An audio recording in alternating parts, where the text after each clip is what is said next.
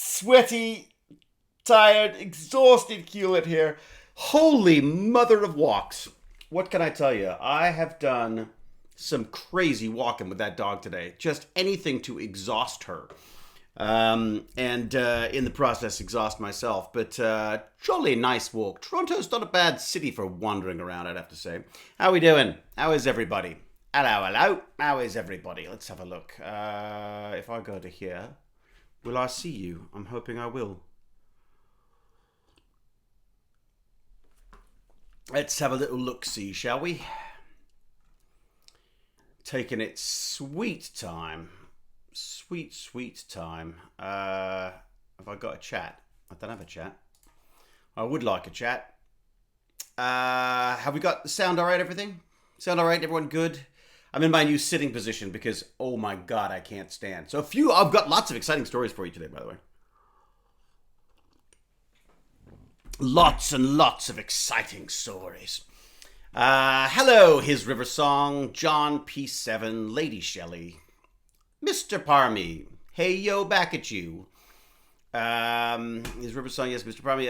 The sound is 7 stars. Ooh, a full 7 stars. Yeah, if there's any problems with the sound, it's just my voice. It's because it's the sound of exhaustion. So I've got all my fluids going here. I've got waters. Fizzy, of course. Sparkling's the only way to go.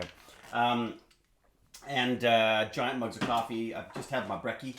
I'm a sort of late breakfast in the hopes of making some sense to you today. Nathalis, how are you? Or Nethalis, depending on how you're going to say it. Cool, my glasses are all fogged up too. It really is quite a workout, I got to say. And then, of course, like an idiot, I came back and took my temperature for production, which of course is massively high because I've just been wandering around. So I waited for it to go down again. But so what they're doing is they're asking us to do. Hello, Offset. Isaac the Pug. Hello from class. Isaac, do your homework. Hello, Isaac. Enjoy your classes. Are you back at school then now? You're at school from home, I'm guessing, right? We're starting later. Fire Fury was taken. One of my favorite names of all time. Welcome back, Fire Fury was taken. Dark Rogue, good morning to you. Mr. Clean Tracy, Jaspin. Who else we got? It's a full-time job. Yes, the legend returns. Offset, of course. K. Michael. Techniques. I like that. Yankee Starbuck. Yankee Starbuck. Is that a Battlestar reference? Grove Spaz. Thank you very much. That's very kind of you. Half a year already, I know. Isn't it ridiculous how fast? So that would be half a year. That's basically the COVID stream, right? I mean, we started streaming last summer, and we celebrated a year a little while back. Baz wants to celebrate, I can't remember now. Hello, Ilyacorn. Or Ilyacorn. He wants to celebrate something. And I can't remember what it is. Is it 4K followers or something like that? So what he wants to do is some kind of like murder mystery thing. Karem, thank you very much. And Gilberger, finally, you catch one of your stream. Well, finally, welcome, Gilberger. I don't know that you missed that much, really. It's just me nattering on, basically. Have you seen my new Twitch logo? Oh, Fire Fury. I saw Jack Jasper working on it, but can you post it somewhere? I guess I should go to Discord, shouldn't I? Should probably fire up the old Discord and see what's going on. Have you watched Ready or Not? You know what? We really enjoyed Ready or Not. I think that was that sort of rather sordid murder mystery thing. Not that much of a mystery really, because it was just sort of almost like a slasher film, wasn't it? There we go. Ironham. I'm not on the Tech Bandits today, am I? What am I? Who am I? Who am I today? Atlantis is too radical. Says Dark Rogue. What do we got? Are we in the lobby? Are we in the? What's our best thing to do? No, I guess we want to be in the pictures, I guess. Pictures. Who's got the pictures? If you'd like to see the pictures. Pictures, you know what I mean. Pictures. All right. No, please don't send me those pictures. I'm just doing the Monty Python thing. Bertley, coffee and chat time. Need to get my coffee. Yes, indeed, Pac Mom, because I am no fun without caffeine. Trust me. You could. It's click in my name in chat. Oh, if I do that, will I see it? Oh, yes! Nice! Oh, Jack Jasper, you're a frickin' genius. He's a flippin' genius, that Jack Jasper. If anyone is looking for logos or emotes, oh my god, or any of those kind of things, Jack Jasper is your man. Absolutely. He is God, I sound like a reasonably priced and yours for the limited time offer. No, seriously, he's just a wonderful guy to work with, and he's just fun to work with. And often he'll do a stream of your work, basically. So he'll stream the process of making it with you, and it's kind of wonderful. Look at my great shaggy hair. Good Lord. I'm a great shaggy graying beast, aren't I? I'm a dire wolf unto myself at this point. I mean, a kind of a mangy looking overweight one. What do we got? Ooh, 2,000 ZPMs, whatever that means. Steve is 68. Woo woot. Woohoo to you, buddy. Thank you very much. What a wonderful, wonderful start to the day. Blooming internet playing up tonight for me. No, Nathalis, the blooming internet. Bloody internets. Bloody interwebs never works when you want them to. What is an extra hot Stargate squirrel rat? Exactly, Grove Spaz. It brought you in, though, didn't it? I think I kind of got it wrong with extra hot Stargate squirrel rat and Huzzah cam. I think I quite like the idea, though. I'll take one extra hot Stargate squirrel rat, please. Yeah. Lady Shelley's still got smoke in Denver. I'll tell you, my friends, talking to my friends in, just outside of San Francisco. And they said that the air quality is basically hostile at this point. Hello, Shake and Bake. Mr. Palmy, I had no cream this morning for coffee. That's grim. Almond milk doesn't cut it. Blech. Hubby wanted a happy life, so he went out and got creamer for his wife. What the best husband ever, Pac Mom. He's a keeper, or as I say to my wife, well, you just bought yourself another month of marriage. Just had to break up a fight in a Stargate Atlantis fan club. Seriously? Nathalis, what was it? People were just saying who liked McKay the most? Who was the biggest McKay fan, and they couldn't decide? What was it? Well, now the squirrel cam is being teased. Are we going to see it? Oh, have I not got it up? Oh, Jesus, I suck. Oh, I really suck at this streaming thing, don't I? Why can't I see it? Ooh, hype raid. If I do this, will you see it? Let me see if I do this. No, that's a window capture. Don't want that. Squirrel cam. How's that? Oh, it's a really, really big squirrel cam. Let me make it a little smaller. Dun, dun, dun, dun. There you go. Squirrel, rat, and Huzzah cam. There you have it. I'm thinking about switching it, though. I'm thinking about switching this camera for the outside camera and then taking the GoPro and using that as my streaming camera.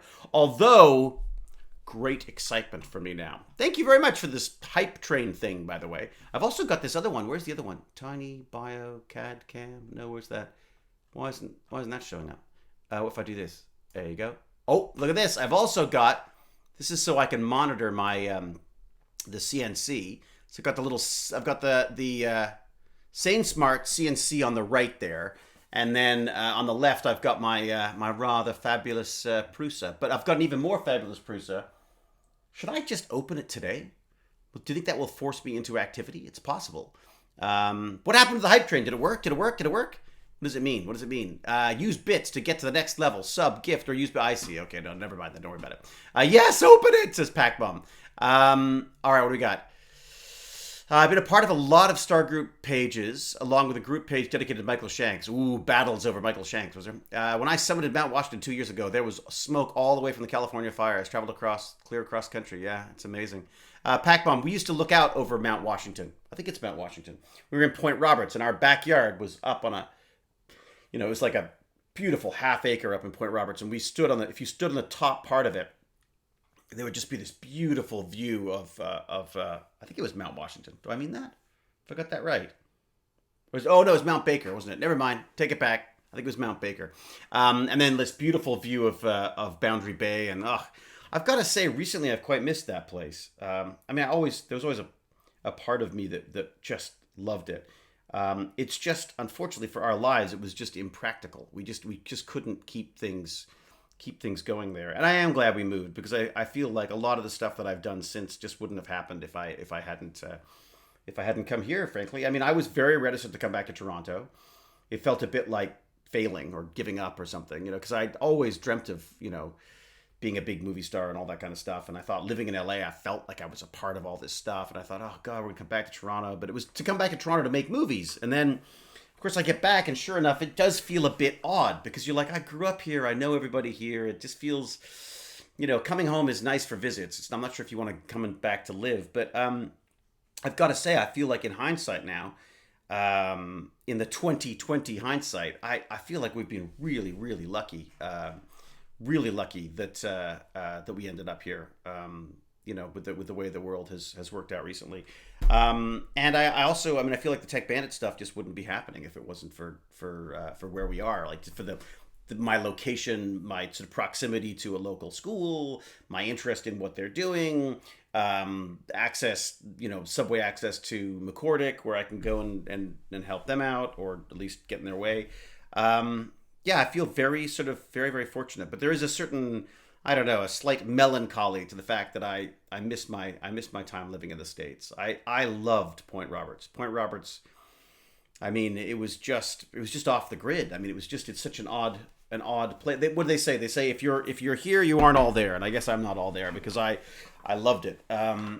But that said, there were a lot of frustrations for living out in the middle of nowhere like that. It's such an odd sort of geographical and geopolitical anomaly, basically. I think is this William Gibson, I think, called it that. Who wrote Neuromancer, which I love. Okay, what do we got? There's no fan club meetings here in Australia thanks to COVID. Yeah, I'm guessing that's probably good. Toronto's quite lovely, though. Nothing wrong with that. Want to swap? Dark Rogue. Where are you, Dark Rogue? I mean, here's my problem. He'd be the problem. Fire Fury was taken. What gun you got? Ooh, Fire Fury's got a gun? My first golden gun for OW. Overwatch. You got a golden gun in Overwatch? Nice. David, have you watched National Geographic's Mars? I have not yet, P7. It's one of those ones I've been trying to get the family with. You know what I've been watching recently? Oh, mother of all terrified nightmares. I've been watching Chernobyl. So I started watching Chernobyl when it first came out. And because everyone's like, oh my God, it's so brilliant, you got to see it. I couldn't watch it. I was like, I could feel like my throat like closing up, and I think I brought on my own like asthma attack just watching that first episode with the just the smoke and these horrible burns from the radiation burns and stuff, and the show is miserable in every way, and I just thought, I just don't want to watch something so miserable. But I now feel like we've done 6 months of misery. I was sort of prepared for it this time, and I watched it, and it is, oh my God, it's just amazing. Except that when you go and you look it up, oh, hello. Bread. Oh my gosh, the bread's ready. Okay, please stand by while my lovely assistant Sebastian comes and joins you for a moment. My bread is beeping, which means I gotta go and get some fresh bread out of the oven, and I don't trust anybody to do that except me. All right, here you go. Pac Bombs just pulled 2 loaves out. Woohoo! Well, I've only got 1 Pac Bomb, so there. All right, I guess you don't need the headphones, do you? No, I think about it. I like to wear them. I like to wear them too. It's weird. It makes me feel like I'm more connected somehow. All right, I'll be back. How do you put on these headphones? How do I? Stop. There we go. Hey guys. All right. Just saw Dad walk by.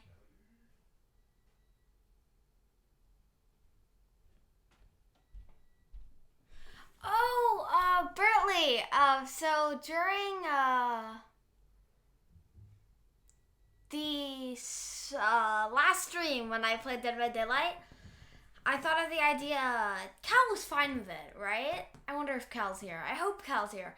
So for 20k channel points, we're able to time out Cal here for 5 seconds, but I'm gonna make it so that I need to keep monitor. I've been watching a lot to YouTube, but I need to keep monitor because I need to mod this chat. But you're only allowed to use it. I'm pretty sure I said like 3 times. And you're only allowed to, so basically 15 seconds in total. So for 20k channel points, you can time out Cal for 5 seconds. I love bread. I just love all bread. Hello, everyone. Hello. I love the name Sebastian. I don't. You know what? I hate the name Sebastian. Do you? Because you're assigning me as a crab? A lobster. Lobster? What? Oh, the shiny. No. Oh. Who's the lobster? Sebastian the crab? Is he a crab in Little Nemo? Mais oui. Yeah, that dude. I am the crab in the Little Mermaid. Yeah, the Little Mermaid. I don't like him. You're also Sebastian Flight from Brideshead Revisited. That's what you're named. I also don't like Sebastian because it's so long. You were named after my teddy bear. You know that. I had a teddy bear called. Well, I had a teddy bear actually. I know that. I had a teddy bear called. Saying you named your Sebastian. kid after a teddy bear. I know, it's a great honor, isn't it? I had a teddy bear that I used to bring into high school with me. I used to carry it all the time. It was an affectation totally. It was like my kind of style. I wanted to be eccentric. I wanted to be like Sebastian Flight from Brideshead Revisited. And Sebastian Flight used to walk around with a teddy bear called Aloysius. But I couldn't call my bear Aloysius because that would be copying. So I called him Sebastian. And then someone gave him a mohawk at one point, and then someone ripped his head off at another point. Great. Which was very sad. And So I you missed give me him. a mohawk and then rip my head off. Well, if you get a mohawk, I'll know what to do next. Right? When you get a tattoo, I'll know what to do next. Do you want me to relieve you of duty? I like it, but yeah, sure. Okay, well, no, it's fine. I mean, here's my thing. The bread will go off again in 5 minutes, and at which point it needs to be just taken out of the oven. I can do that. Can you do that? Just You need it. you need the 2 mittens because it will be 450 degrees of burn. You know what I'm saying? So you need the 2 gloves. You need to carry it out. It'll be heavy, and just put it on the. You can just put it on the stove if you want. Wasn't my female name supposed to be my female name? My name, if I was a girl, Yes. was supposed to be Audrey. So If you could call decide to me become a Aud. girl, you can be Audrey. Yes, or Audie. I thought Audie was a great name. I liked Odd. Odd. Well, you are odd, so it works Call out it very well, Odd. doesn't it? It does work out quite well.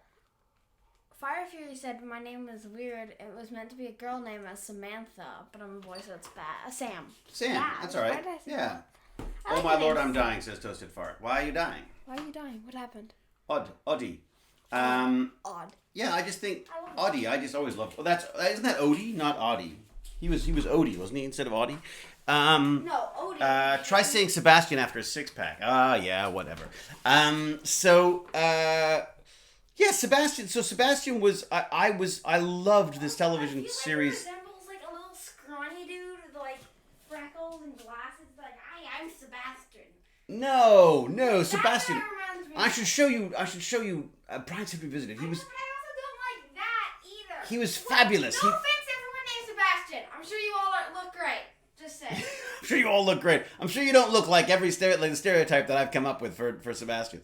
I think the thing about Sebastian for me was there was this book that I read. It's Evelyn Vaughn's. Evelyn Vaughan. I never got a name right. His name right. His name. Yeah, his name. It was Brideshead Revisited, and it was about. Really, it was sort of a thinly veiled story of homosexuality and male love and all this kind of stuff. And it was the 80s, and Duran Duran was around, and it was all this whole sort of idea of androgynous existence and stuff was there. And I felt that I'd be far more interesting if I was more like Sebastian. And Sebastian Flight was introduced to our lead character in the book by leaning into his dorm window and throwing up in his flower bed or something like that, or into his flowers or something. He basically leaned in from the outside and puked in his apartment, and then left. It was mortified by this, and then went and gave him flowers, and this guy was introduced to this character, and he was this fantastic character. Unfortunately, as the character progresses, he becomes a terrible drunk and a disaster, absolute just disaster. He drinks himself basically to death. So I don't wish that on Baz by any means. But so Sebastian was the name that I always loved the name Sebastian. I just thought it just had wonderful sort of happy connotations to me. Because I think on the show, I only watched the first half of the show. While I read the book, I only watched the first half of the show, which was all about this sort of almost, I don't know, this almost sort of idyllic kind of life was it Oxford or Cambridge? I can't remember which one it was at. Anyways, so yes. So I really pushed for that. Flynn, Errol Flynn. We were always, Jane and I are both Errol Flynn fans. Capitan Blood. And then what else? And then Baz. It became Baz because first off, he is such a Baz.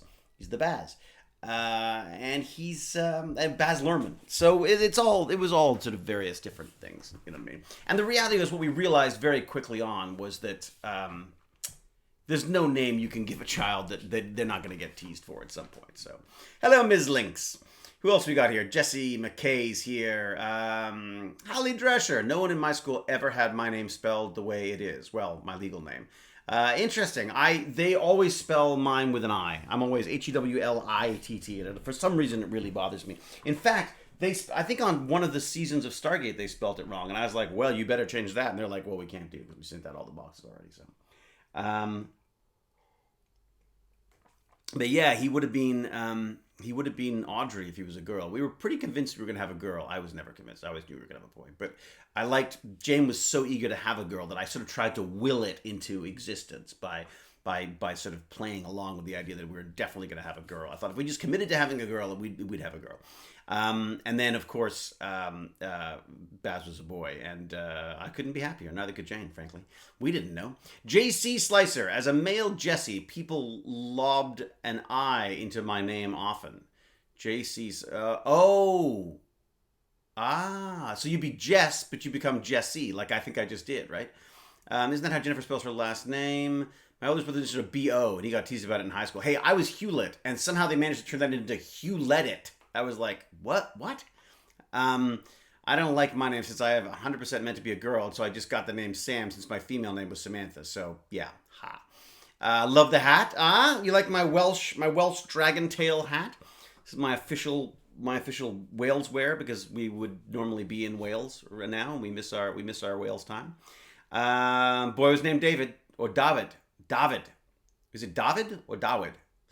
I always wanted because I'm David Ian. I always wanted my Ian to be an I-A-I-N. I always wanted to add an extra I to my Ian for some reason. I thought our third was a girl. Didn't even pick out a boy's name. Poor kid had baby boy P for 24.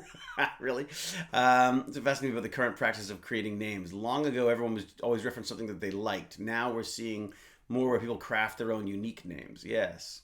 How did you like Cardiff Castle? Did we go to Cardiff? I don't think we went to Cardiff Castle.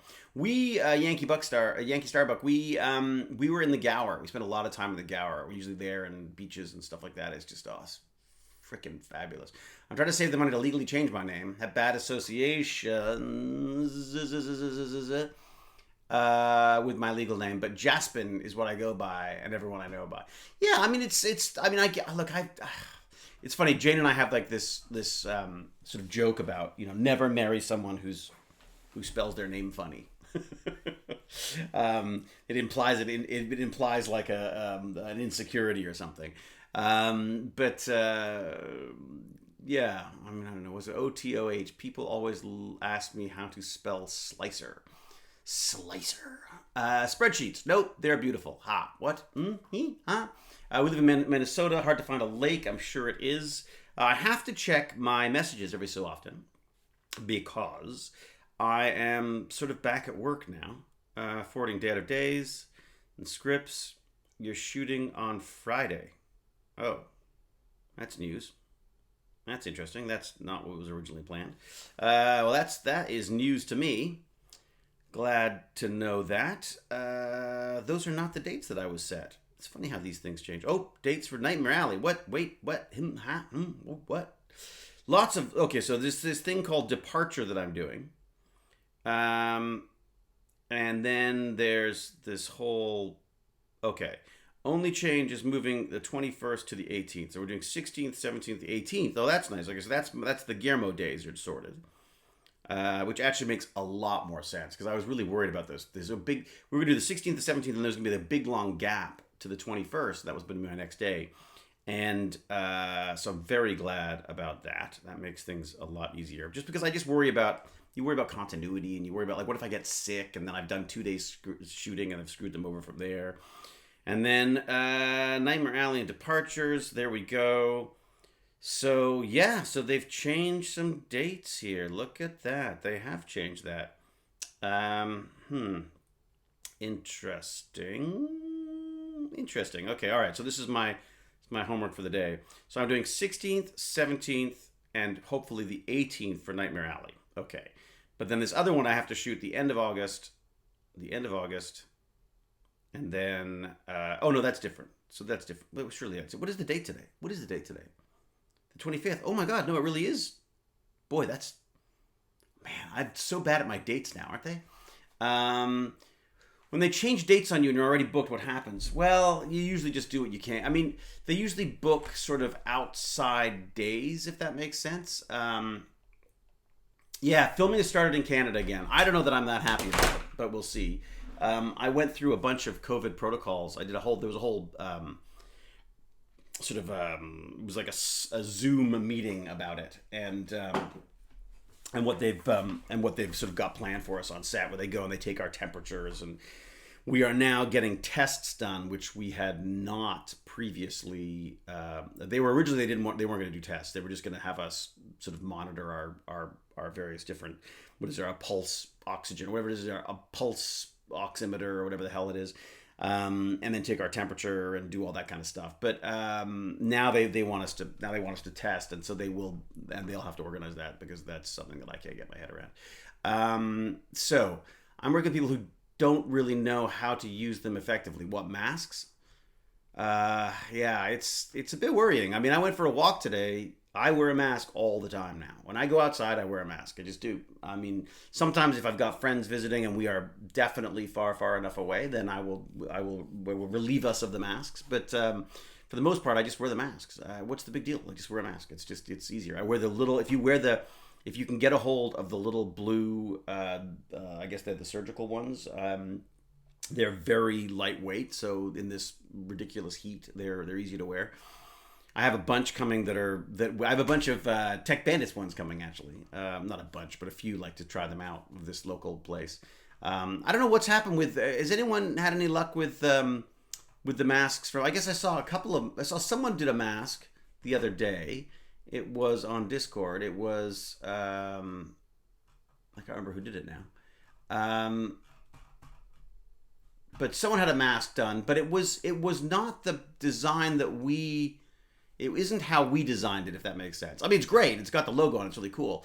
But it's not sort of how what Jack had this great idea of putting just the mask, just the mouth of the mask in there. So I've tried a couple of those, and I've also got a couple that just have our logo on it. So Dave, if you get a chance on YouTube, there's a Bane Outtakes Mask Edition by Oral Knots. It's pretty funny. Okay, I'll have to check it out. Thank you, Techniques. M. Ross, thank you very much for the subscription. That's very kind of you. So I'm doing a couple of things up the nose. Apparently, they gotta do that a couple of times for me. In fact, I think I'm gonna get tested at least once or possibly twice a week on the TV thing. So basically, I'll be completely honest. At the best of times, it's difficult for me to work. I don't generally. I have to be coerced out of the house into these situations, because even when there's not a pandemic going on, I have always got reasons why I don't want to do whatever job that I'm working on. Guillermo asked about. I literally got this lovely little email from Guillermo saying, "Would you do this movie?" And of course, I'm never going to say no to that man, because he's as I say, he's the Gandalf of Hollywood. He's just the most lovely, incredibly talented fellow nerd and kindred spirit, and just I absolutely adore him and would do anything for him. So I said yes to this thing that he had. And originally it was like literally like one day, one line, and I was like, oh well, I mean, it's not much to do, I guess. So you can't win with me. I get like one day, one line, and I'm like, okay. But still excited to do it, happy to do it for him. And then it gets changed, and this other role, I guess, became available or something, and he went, okay, no, great, do this one instead. And now that's 3 days, and I'm like, 3 days? But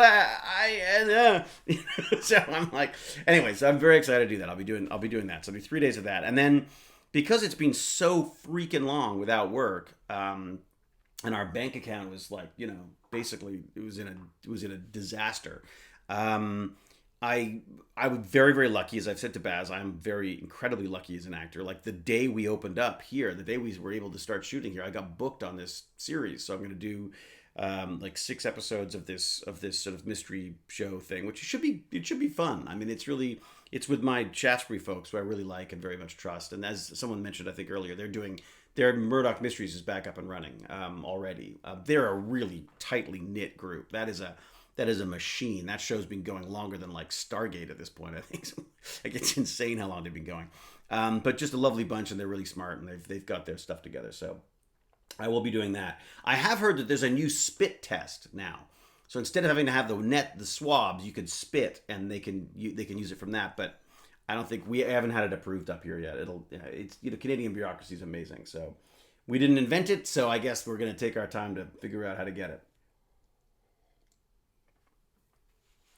I'll be in later if you're still streaming. Fire Fury. Gotta go. All right, Fire Fury. Thank you very much for coming by. I appreciate it very much.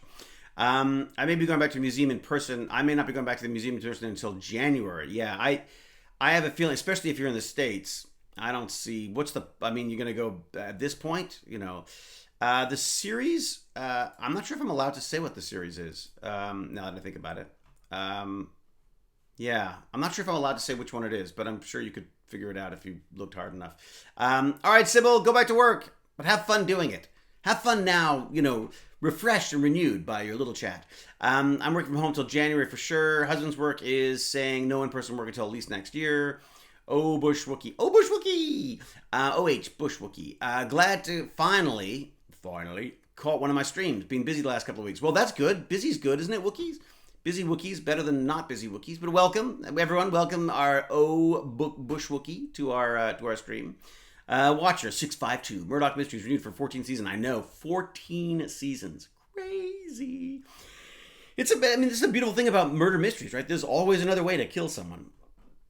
They're also great. I just really like they've got sort of almost like a steampunk approach to this stuff, which I think is very, very, very fun too. Mr. Clean Tracy says, okay, no problem. What are we okay, no problem about? Right. The Nightbot. Oh, Nightbot, fantastic. Good. Nightbot's showing us where the masks are going. I've not heard anything about that, so it's probably me. I'm probably just out of touch.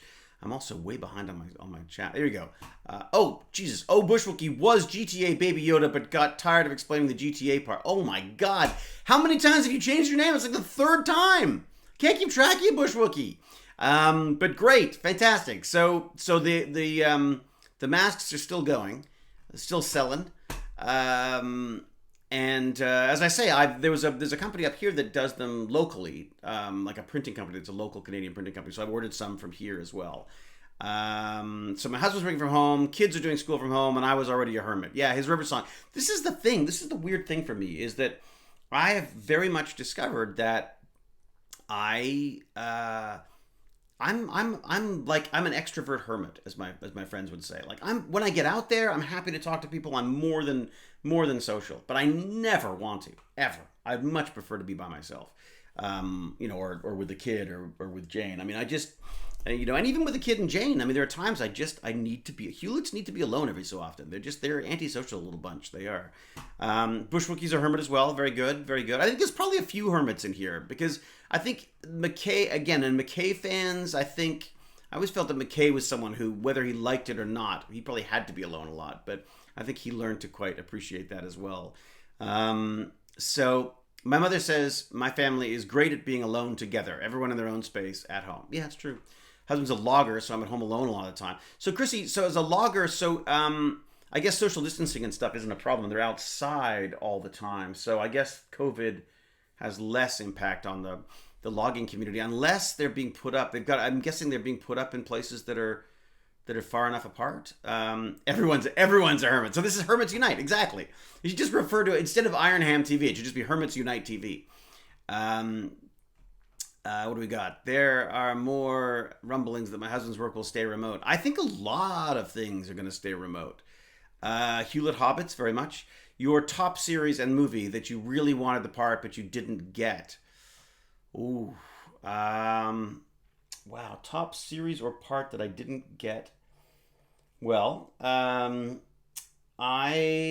auditioned for The Office, which I would love to have got. Although when I auditioned for it, they were still trying to figure out how to Americanize it, and they hadn't got it. They were just doing basically reworked versions of the British ones that weren't as funny, I didn't think. So I auditioned for that way back when. I would love to have got that. I would... were there other things that I really, really wanted? Will and Grace. I was up for Will and Grace, and I loved that. That was extraordinary. That was wonderful, wonderful time. Wonderful part on that would have been great.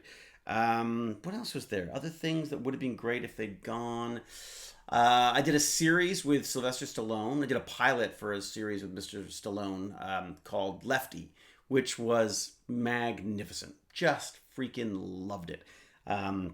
I wish that had been picked up. Unfortunately, as it turns out, it would have been fun because it was a very McKay-like priest.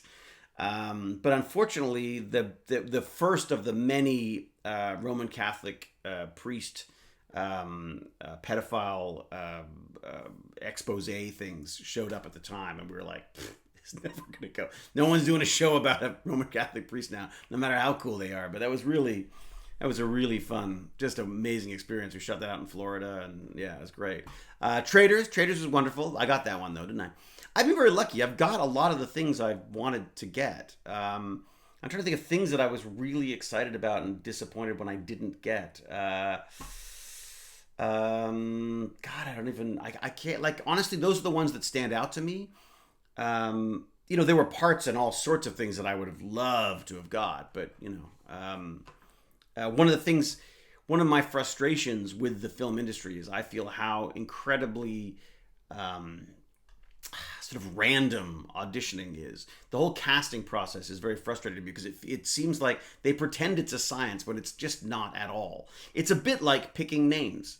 I liken it to picking names. Like, so they talk about, like, we need to cast this show. We need, like, names in the show or whatever. Jane's going through this now because she's doing Swearing Jar, Kate's film. And they're looking for names. And I feel like people looking for names in a movie, there's so few names that would actually make a movie happen. And they're never the people you can get. And they're rarely the people that are right for the part anyways. And so all of a sudden they start getting to this who's better to have in your film. And the reality is, it's like, unless you're Tom Cruise or Tom Hanks or Ryan Reynolds or Ryan, the other Ryan, I just, who knows, maybe Meryl Streep. I mean, are there people, I'd be curious to know. I mean, Kung Fu Legend Continues. Oh yeah, that was fun.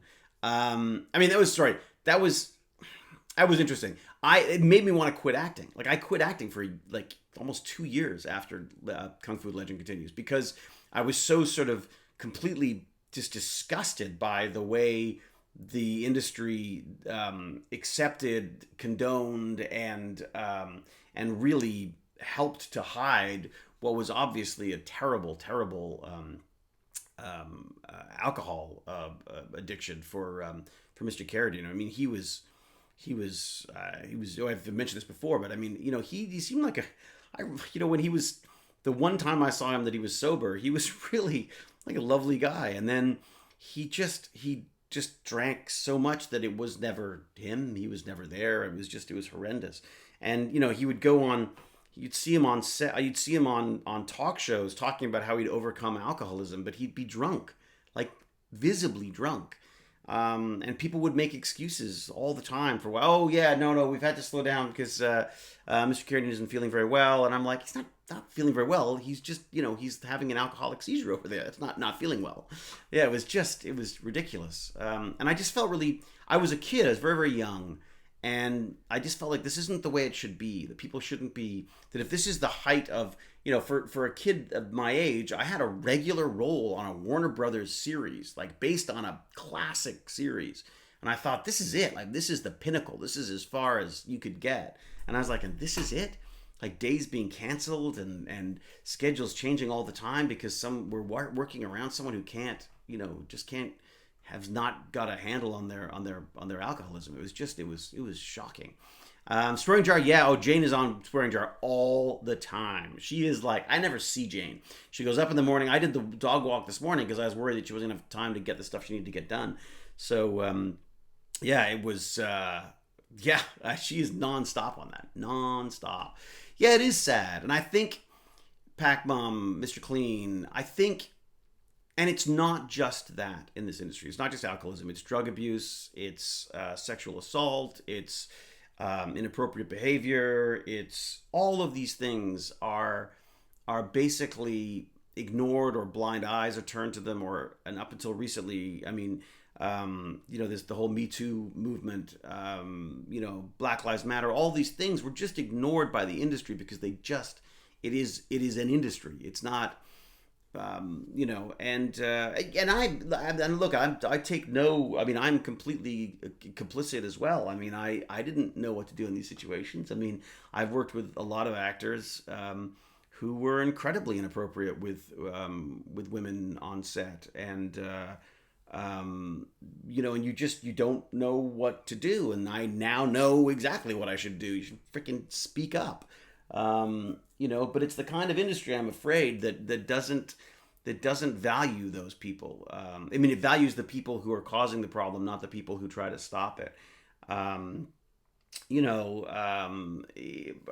I feel like the Me Too movement has been sort of, I think it got a little hijacked there for a while, but there's a very important part of it there, which is about this.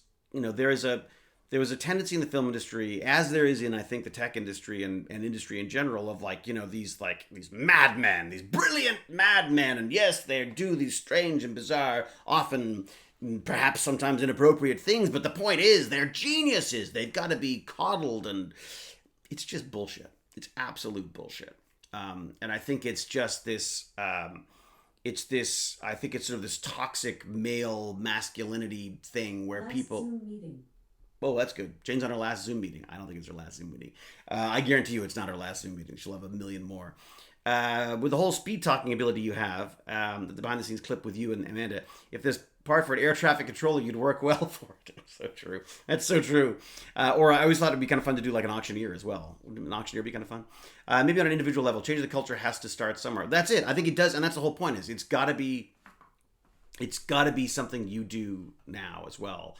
But again, I grew up in a different era for this stuff. I grew up in an era of silence, in an era of sort of reverence for the way, for movie stars, for, you shut up and you did your freaking job. You kept your head down. You didn't cause trouble. If people said they needed to do something, you did it. It was simple as that. And that's not an excuse by any means. I should have known better in many cases. But again, as a young actor, it's so tenuous already. You already basically feel like you're clinging to your job by your fingernails the whole time. And then I think after a while it becomes commonplace. It becomes something that you get used to, and I'm not happy about the way I've responded to any of those things. Even just the thing about they talk about oh, thank you very much. An emote thanks to the Philosopher 909 subscription. Thank you, Philosopher 09.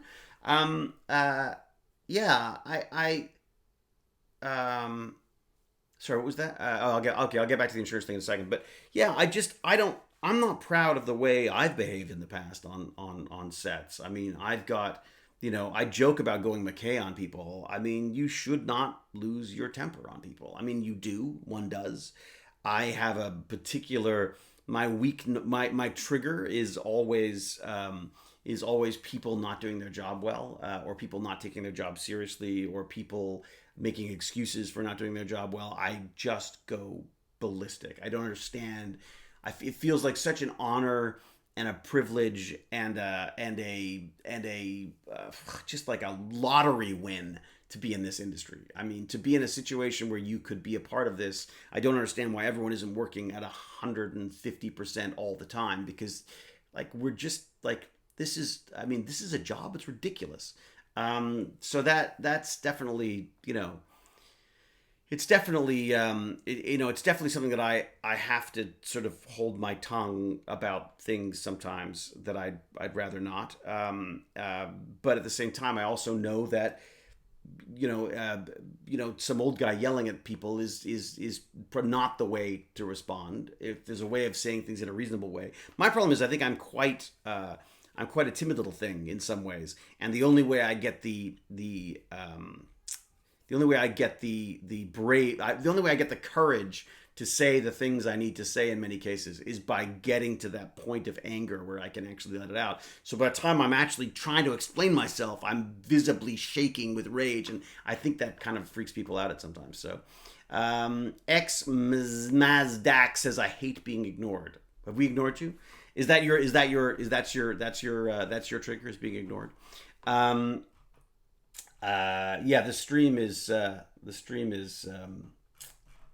The stream chat goes by pretty fast, X Mazdax, so I do miss some things. Baz was playing the keyboard, but I have taken it on now. I'm going to try it. I would like to play with it. Not even so much play the keyboard as I just want to. I've always been a fan of electronic music, and I just think it'd be kind of fun to play with that kind of stuff. So, yes. What do we got? Old man yells at cloud. Yeah, that's basically me. What else we got here? Who else is talking? David, it can be difficult for deep character actors not to absorb unpleasant traits from their characters during filming. I guess that could be an excuse to some extent. I mean, I remember talking to an assistant director about an actor who was on a show, and he was supposed to be playing like a junkie of some sort, very, very famous actor. And so he'd come in on set, and he'd spit on the set. He just and spit on the set. And of course, in this case, they were Turkish carpets that were worth, tens of thousands of dollars. I mean, they were like traditional. And he was asked to stop by the set deck people, and he said, "Well, no, it's my character spits. That's what he does. It's like what he does." And they're like, "Yeah, but you're not. I mean, you're not the character. You're the actor." And during the scene, I could understand that, but when you're not acting in your scene, could you not do that? Also, it's revolting. Anyways, and he said, "Then, well, deal with it. I'm a method actor. Deal with it." And her point, which I thought was very, very valuable, was she said, and yet this same actor got into a freaking limo at the end of the day, was driven to a very nice 5-star, 6-star, 10-star, whatever the heck it is, hotel in downtown Toronto, and, luxuriated in his massive suite there. That is not what, if he was truly in character and was playing the junkie that he was playing, he would be sleeping on the streets out in the cold. So don't give me this shit about, spitting on the carpets and stuff. I have no... I used to say it doesn't matter as long as the performance is good. I almost don't care how people get there. I do care about that now. I think it is important. If you don't have the common decency or courtesy to work with people, with your fellow workers, or to somehow see yourself as somehow above what they're doing, I have no patience for that. I don't. It's one of the things I don't like about the industry is I feel like there's almost a class system built into it right now.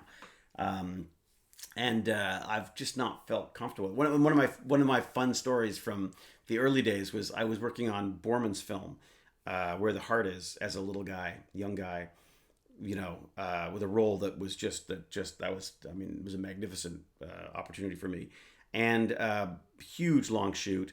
Anyways, there was a lot of back and forward before I actually got the part. I show up for filming the first day. And, my cool little motorcycle, I came in on my bike and I got off and I sort of parked with the crew because, I want to park with the crew, man. I don't want to park with there was like an actor section, but I didn't sort of consider myself that. So I parked with the crew and I got off and went up to the first guy I saw with a pair of gloves and stuff on and said, "Hey, I'm David Hewlett. I'm here for the shoot. Where do you need me?" And, he basically put me to work. So I started carrying lighting stands and stuff, like light stands around. And then I heard the walkies going, and they're like, we're missing Hewlett. Where's the?" And I was like, "Oh, that's me. I'm Hewlett." And the guy's like, what the hell are you doing? You're supposed to be on set." So I went on set. I was late my first day of set because I was basically they told me to move lights. So I started moving lights, I was very young and very hairy. It's true, Watcher. That was one of those, it was a flawed masterpiece, Where the Heart Is. I'd like to see it again. It was an interesting film because I feel like it would have worked almost better in England because I felt that there was much more obvious class system happening in England than there was in the States. But wow, what a magnificent experience that was. That was probably 3-4 months of filming in Toronto. Dabney Coleman was my dad. Uma Thurman was my sister. Susie Amos was my sister. Now married to to Cameron, isn't she married to what's his name? Terminator, Cameron. And then what else? Then we had the fantastic Crispin Glover. It was amazing in that. There was Charlie Walsh. He was Dylan Walsh at the time. I think he was Charlie Walsh and became Dylan Walsh, or he was Dylan Walsh and became Charlie Walsh. I can't remember. Chris Plummer. Fantastic Blade Runner actress, who's for some reason the name's escaping right now, but playing my mom. Just amazing. Chris Plummer used to go to the restaurants and just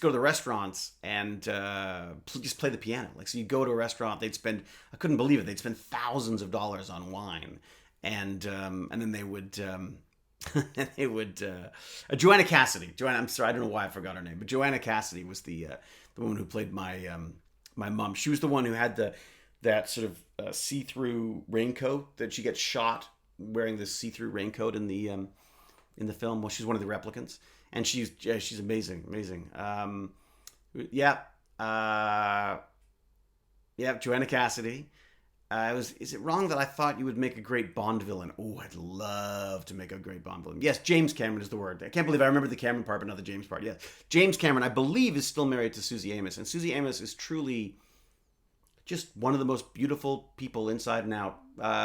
She just made me laugh. She had this wonderful sort of presence to her. I'm not surprised at all that James fell for her. I mean, yeah, she's just she's absolutely. I think everyone had a crush on her. She's amazing.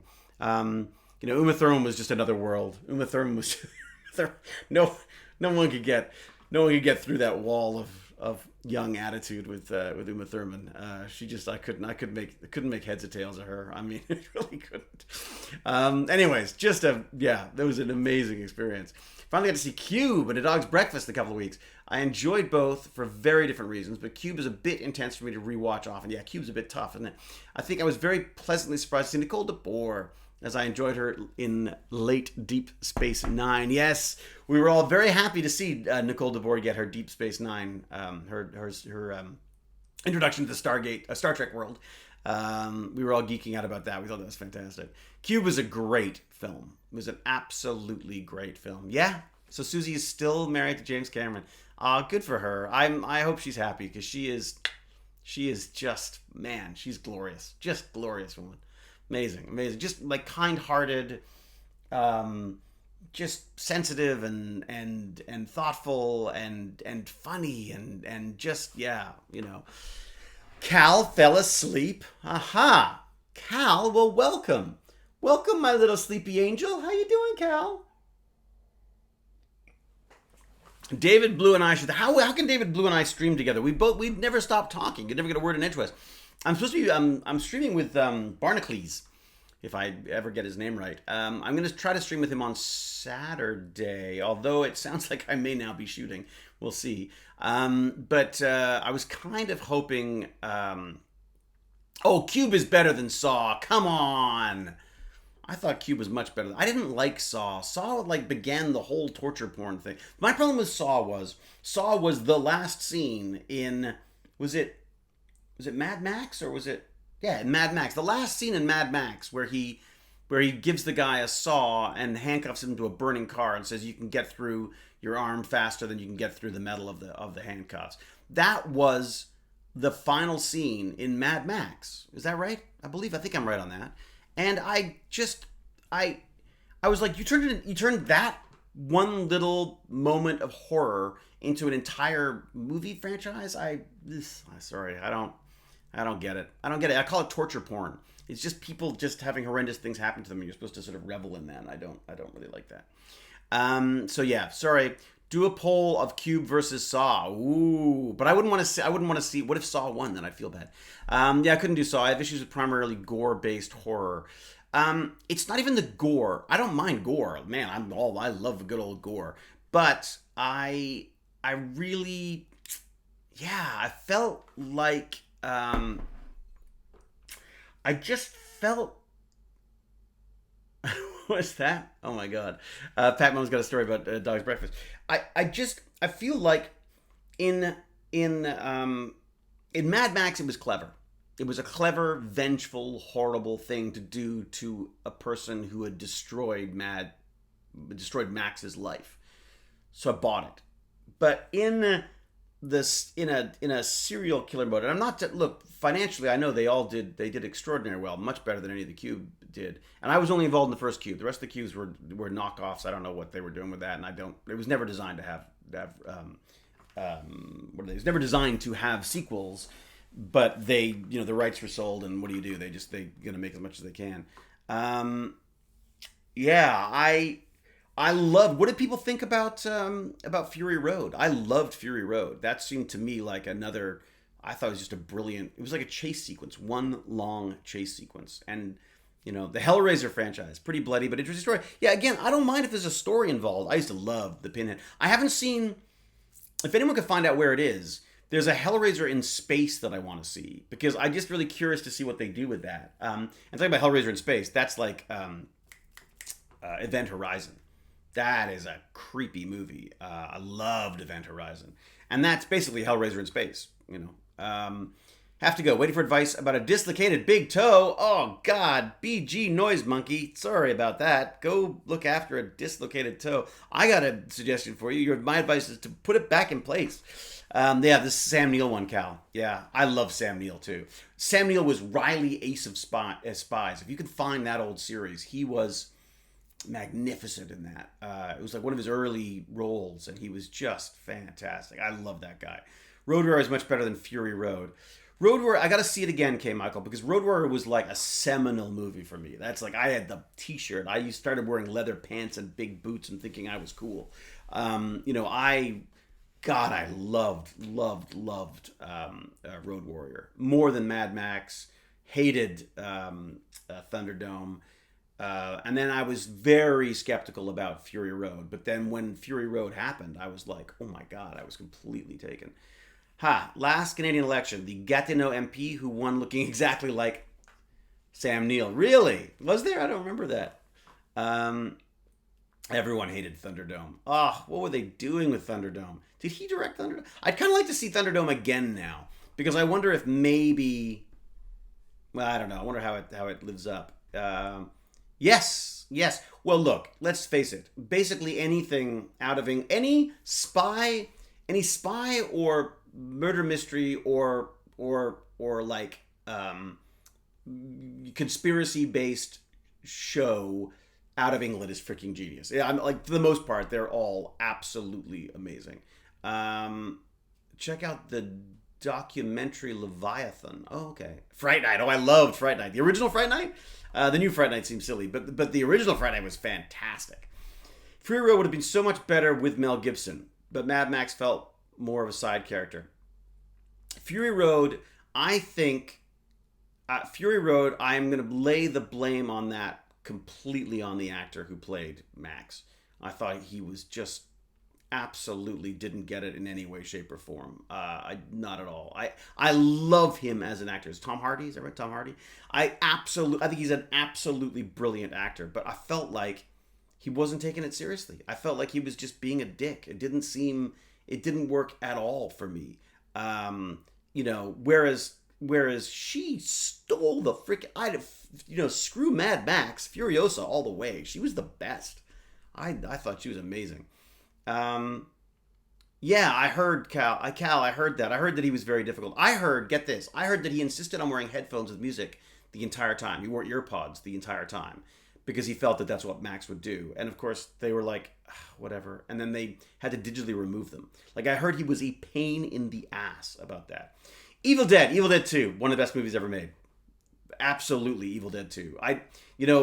Army of Darkness I would see again now just for its silly factor. The first one was a bit rapey for me. I didn't really like that. But Evil Dead 2, brilliant. Oh my God. So I haven't seen Locke, but have you seen Tom Hardy's spell on, oh, come on. The Peaky Blinders. Him on Peaky Blinders is one of the best things I've ever seen. Tom Hardy, Mad Max, The Wasteland announced. Really? He's back? Really? Xmas Dax. David question. What's the David question? Treed Murray was a good one. Yeah. That was. I thought Treed Murray was very good. Look, maybe Tom Hardy will take it seriously now that he saw how freaking brilliant a movie they made in spite of him or despite him. Maybe that's it. Oh, John Lithgow. Oh, one of my favorite people on the freaking planet, John Lithgow. Sorry if you've heard this story before, but offset. I was doing Rise of the Planet of the Apes. First day of shooting, I don't have much to do on that show. Like I did, I was a bit part player, and I really enjoyed it because I got to sort of pick Weta's brains, and I really enjoyed talking to the guys who were doing the motion capture stuff. I was running around looking at all the technology all the time. I loved Rupert, the director. I thought he was just magnificent. The way he he had this wonderful sort of selfless quality of like, he knew that certain parts were he knew that he was part of a big machine, and that this was the part of the machine that he worked on, which was the performances and the actors. And I really respected him. Thought he was fantastic. Rupert Wyatt, amazing guy. And Franco was an idiot, but he was just absolute. I didn't understand him at all. But Rupert was fantastic. John Lithgow does his first day of shooting with me. I think we saw each other for like a minute or something. And I'm on set. We're on this big street in downtown in Vancouver. And we've got the whole streets like closed down. And so I was waiting for it to do the next part of the scene. And it's amazing. I mean, like, it was a number of days on that show to get what little I did. It was so wonderful to have so much time to just do things over and over again. And the DOP, who sadly has left us, he died a couple of years ago, but just amazing guy. He's a New Zealander, I believe. Just lovely, lovely guy. I think he might have worked on Lord of the Rings or something. But anyway, just lovely guy. I loved all of the sort of the keys that I met were just fantastic. Anyways, so John Lithgow, do my scene. He gets wrapped early, so off he's gone, and I'm working, and suddenly there's like this commotion at the end of the street, and this sort of van pulls up, and someone comes sort of through the crowd, and runs up to me, and I'm actually like holding my coffee, and it's John Lithgow, and he goes, David, I'm so sorry. I'm so sorry. They wrapped me. I didn't get a chance to say thank you so much. Pleasure to meet you. Wonderful working with you. Have a wonderful day. I look forward. I'll see you tomorrow. And then gets in the car. I've done a terrible accent, terrible version of him. And then heads off back through the crowd, disappears. I was like, I'm standing there like, and all of a sudden it was like he had just like, it was like touched by the hand of God. Suddenly everyone's like, oh, that's so, he's an actor, I guess, this David guy. It was like it was just the loveliest thing to do. And I don't know whether he did it on purpose or whether he truly just missed saying goodbye and felt that he should. But apparently, I talked to the driver, apparently they drove like halfway back to the hotel, and then he was like, oh my God, I forgot to say goodbye to David. And they came back and did that. And I was like, wow. Like, just thought he was, I thought he was just absolutely wonderful. Like, for someone who'd been in the industry for so long, who had every right to be like the most jaded bastard out there, he was just the classiest. Yeah, I mean, I've been so lucky that the majority of people that I've worked with have been absolute, like, dreams, like absolute dreams. And then just a few idiots, but unfortunately the idiots can really taint these things. Anyways, but yeah, Lithgow got nothing but absolutely amazing things to do that. Had to go report to the big giant head. Exactly, Spliffard, exactly. I'll tell you, I had a big head coming out of that because I was like, look at this. Anyways, so good. Yes, everyone should definitely love Lithgow even more. I've got to see him on Dexter. I never watched Dexter, but I feel like I should just watch the season that he was on. Yeah. And Babe. Oh my God, I loved Babe. Andrew, yeah. I think they called him, was it Andy they called him? I can't remember what they called him, but yeah. Apparently he was amazing on Dexter. I can't wait to see that. How wonderful. But doesn't that show how that one moment could be the difference in a person's life or career? Yeah. And I think this is the weird thing about being, something that I learned early on was that, you're always on. You always sort of have to be on. Like, I mean, you forget. There are times in your life that you forget and do silly things. I mean, like, and the one that haunted me the most was God, I can't believe I'm confessing this. I was at a movie, and we'd had a lot to drink. My friends and I had a lot to drink, and we sort of staggered into this movie, watched this movie. We'd sort of be drinking during the movie. We were probably the kids that I would have hated in movies now. And we came out, and this little kid came out to me, and they said, "You're David Hewlett." And I was like, yeah, like, not in a good state. And he goes, I go to St. George's too. And I was like, nah. And he goes, well, I'm going to be an actor as well. I was like, oh. And then this kid sort of wandered off, and I sort of sobered up and went, oh, like, what a waste. What an absolute fucking waste. Why, and I never really wanted to find myself. I mean, at the time, I think I probably just went out drinking again because I felt bad. I've sort of since discovered there are better ways of dealing with your own demons than a bottle. But I remember thinking, I'm never doing that again. I never want that to happen again. I never want to be in a situation where I'm out in public and I'm not in a position to sort of, I guess, live up to people's expectations, or even just to give people I just wanted to go back and go I'm so thank you, and that's so cool and good luck and who's working there now and what are you doing? It's I hated that. Oh no, of course Baz is here to hear that. Baz, aren't I awful? Yeah, I remember thinking I'm haunted by that. I'm haunted by that idea. And look, I know there are times that these things happen. And again, I was probably 19 years old. And a kid myself.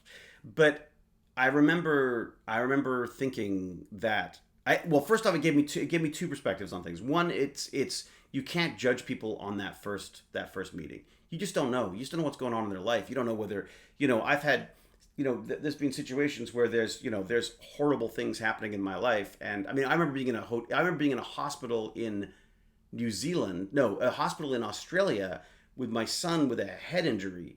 And someone wanted to talk, was it there or was it, maybe it was because when he broke his arm, one of the two. I remember being in hospital with my son and someone wanted to talk Stargate, and I just, as politely as possible, had to say I'm not here right now.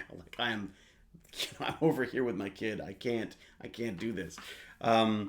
But yeah, I'm haunted by that idea. So the idea that, first off, that you can meet someone, see them, and you're not necessarily seeing them as they are. You're seeing them in that moment. In fact, I think we should probably all relate to that all the time. You are only seeing people as they are in that moment. Now, admittedly, you are going to, of course, you're going to judge people based on that. And then the other thing is, just treat people with respect. Do everything, I was raised to be polite. And I fought it for so long. I wanted to be complicated. I wanted to be angry. I wanted to be James Dean. I wanted to be Marlon Brando. I had nothing to complain about. I had the best life. I had the best parents. I had the best upbringing. I had the best education. I got, born the right color at the right time in the right place. I had nothing to rebel against. But I fought so long to be something that more than I am. And I feel like if there's anything that anyone can learn, and it's something that I talk to Baz about every so often, where I'm just where you can't, if there's anything you can do to find who you are, if there's anything you can do to be true to yourself, you got to do it. Because I think if you try to pretend to be something that you're not, you're never going to be happy. I was never happy until it was like a weight lifted off me. I went wait a second, you're not cool. You're not Mad Max. I mean, I wanted to be Mad Max. I wanted to be Mel Gibson. I wanted to be James Dean. I wanted to be Keanu Reeves. I wanted to be all that. I just wasn't that. That's not me. I'm a freaking, I'm a nerd. I'm a geek. I'm an everyman. You know what I mean? And so freaking enjoy that. Make the most out of that. It was just so amazing. There's a musician I've looked up to since I was 11. I got to meet him on stage when I was 23, and he took most of the evening backstage to talk with me and my brother. Two Nobody fans, even though there were three very attractive women who had also made it backstage, clearly very interested in him. He was amazingly relaxed, down to earth, and open, and it became one of my most treasured experiences. I never want to meet another hero. This was enough. That's Grove Spaz. That's amazing. That's amazing. I wish I could do more of that. I mean, but at the same time, I think the other thing people have to understand is that people want to do that. Maybe time just doesn't allow that. I just feel like there's always I think there's always sort of a neat way of, I think there's always a way of trying to keep it polite, keep it light, keep it respectful.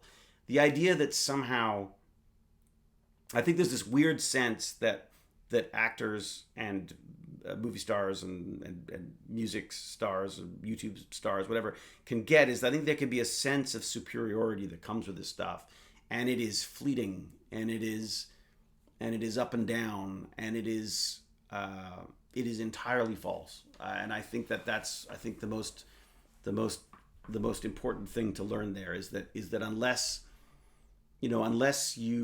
if you let that stuff get to you, you create a bubble around yourself, and you're not being told the truth, and you're not living a truth, and yeah, it's weird. It's impossible for you to be that open and personal with every fan who wants an interaction with you. Yeah, I mean, it doesn't scale up. That's it. Look, that's one of the reasons why I love this. I gave up on trying to write thank you letters because I suck at letters. Mainly not even because of the writing the letters, but because of getting the letters to the freaking post office, like that kind of stuff. And I just thought, you know what? I'm just going to try to be open here. And originally it was, a bit of YouTube, a bit of Twitter, Twitter, I guess, originally. But I thought, I'm just going to try to be present with this because this way, this does scale. This way I can talk to, what do we got? So almost 100 people. I can be talking to almost 100 people here. There could be the odd little interaction with people. And I apologize if I can't get to everybody in the chat. I apologize. Things go by quickly. Some days you'll get stuff. Some days I'll get stuff. Some days I won't. So I apologize in advance for that. So I just felt that this was a better way of scaling up my talking to people. So there you go. We still love me anyways, even though I'm a complete jerk. Jason Momoa is a lovely guy. Yeah, absolutely lovely guy. I mean, we've had a falling out, Jason and I, over a misunderstanding about this stupid film I worked on, and that he worked on as well, the Debug movie. But yeah, Jason deep down is a lovely guy. I mean, again, he like all of the other people before him who reach a certain level of celebrity and status, you got to be careful because it's very, very difficult to lose track of who you are in that stuff. And I think, I hope that Jason can cling to that properly. And also there's just a lot of, again, people make excuses for you. You know what I mean? So I think people got to be careful. I think these live streams are awesome. Thank you for doing them. Oh, thank you, Netherlands. Very good. This is great. Thanks for doing it. Oh, Robo Monkey Cat. Thank you. Cal, you were as sour as heck when I first met you at a sign. I remember thinking you're an actor. At least fake it. Oh, really? Is that true? Was I really sour? You were sour as heck when I first met you at a signing. I remember thinking you're an actor. At least fake it. Really, Cal? Is that true? I'm curious. I'm sure. I know I've been like that at sometimes. Where was the signing? I'd be curious to know where the signing was. Look, I've met it's funny. I've met other actors later on who've gone like, oh my God, you were like, you thought you were the biggest asshole when I first met you. And I was like, really? And I think to some extent as well, there's also a shy factor as well, where people can sometimes equate that to, aloofness or something. I'm very curious to know where Cal met me. I remember you saying that you'd met me at a thing. This is still my favorite interaction. Honestly, I've had some great meetings with actors and some far less so, but this has always seemed like the best of interactions. It's always a meeting with friends. Well, look, his River Song, that's why I like it, is that there's kind of like a good mix here. And the lore of why Cal Wright gives David a hard time deepens. Do you think you will ever make up with Jason? I don't know, Wookie. I don't know. I mean, it's... I've sent a few emails and stuff. The problem, again, that happens, I think you'll find as you get to that level. I mean, we worked together before Jason became, like, truly Jason. I mean, I think he'd done Conan and that kind of stuff. But... but Conan was not good for him, right? Because Conan was basically the producers who made that put that failure squarely in his lap, which is entirely unfair. And I think so he was at a very sort of tenuous part of his career. Like it could have gone either way when we did this, and I think he probably needed the money doing Debug, and he did me. I mean, I think he felt he was doing me a favor. I felt like. I felt very grateful that he was doing it with us, and the problem was later on when the show came out, there were agreements that were made with him and his agent without, I guess, that hadn't been shared with everybody. So there were things like, there was some kind of a thing about how the size of his face on a poster or something. I don't know. I think they were worried about him getting burned. They're worried that Debug was going to be as bad as it is. and that he was going to get blamed for it. Whereas now he can lay back and you can not worry now because I take full responsibility for how bad that movie is. So I guess no one, the production company and the producers didn't pass that information on to the British distributors, who then put a giant, obviously, he's the most famous person in the movie, put the giant picture of Jason on the front part of the DVD, and then released them without knowing that they'd just broken a rule or a clause in Jason's contract. So I heard that had happened, and not only that was I noticed it because they'd also spelled my name wrong on it. So they spelled my name wrong on my own movie. The one that I wrote and directed, they spelled my name wrong. So I was furious. I called them up. I said, "You got to change it." They said, "Like you can't change it." And I said, "Well, now wait a second. Now Jason's also got a problem with this type." So anyway, so I sent a text message to Jason because I could never get him on the phone. I sent a text message to him saying, "Look, I apologize. Apparently, he never got that." So he just assumes that I was a part of the group that screwed him over. So I totally understand. I understand why he would be upset at me, and I will, I take any opportunity I can to sort of send him an email or whatever, just to try to at least sort of fix that. For no reason other than I just don't like the idea. As always, I just don't like the idea of people being angry at me. It's an actor thing, I don't think. Anyways, but yeah, no, he's a lovely guy. But again, as I say, he's a lovely guy who's got to watch out for fame, because fame changes people considerably. So you got to be careful on that. All right, what do we got? What else? What did I miss in there? Boy, I am going on. Oh, I don't remember where it was. It was like 7 or 8 years ago in the UK at one of the Chevron events. I don't know. Really? And I was grumpy, was I? Maybe I was in character, Cal. Or maybe it was just you. Maybe I just knew it was you. Maybe that's it. Maybe I just knew. Did you get a photo with me, Cal? I'd be curious to know if Cal, if you got a photo with me, I'd love to see that. Yeah, at the signing, I just went like, "Hi, I love your work. Can you write something funny on that for a friend?" Felt like a Dance Monkey dance thing for me. Yeah, at the signing, I just went, "I love your work. Can you write something funny?" That's like the worst thing to ask someone, just so you know. If you ask an actor to write something funny, that's like, be funny. It's like, what? Because immediately you go like, "I don't know how to be funny." You immediately forget how to be funny as soon as someone says something like that. You should tell the Jason mooning story. Oh yeah, I've told that a million times, Bushwookie. Yeah, I mean, look, this is the funny thing is that Jason and I got on amazingly on Stargate, because and beyond Stargate for years. It's just the stupid film industry. Like, it's honestly, it's just the there's all these freaking agents and managers and distributors and producers and everybody who thinks they know better than everyone else and wants to keep, let's not tell David about that little misstep there because God forbid he'll get angry or whatever. And of course, they didn't tell me that this was the situation. I did not get told that there were any problems or that they hadn't followed up on fixing things. And then when I run into Jason at a convention, he's freaking ready to kill me. And I'm like, and of course, I'm not going to go down without a fight. He starts yelling at me. I'm going to start yelling at him. So, yeah, it's really unfortunate. Really, really unfortunate. And it's the film industry. And you know what? Here's the other thing is, if no one gets mad at you, if no one hates you, then you haven't done anything. That's the reality. If everyone loves you, then you've accomplished nothing. Because no matter what you do, there are always people going to think you've done the wrong thing. So, I was a bit self-conscious about talking here at first, but it's amazing how to talk about anything. It can be tech, games, bandits, or acting, whatever in the chats. It's nice to feel like a person and not a fan in interactions and see you as a person, not as an actor or character. Oh, great. Yeah, as a grave disappointment, Jasmine. Instead of a snarky, brilliant scientist, you get to see me as a boring old human.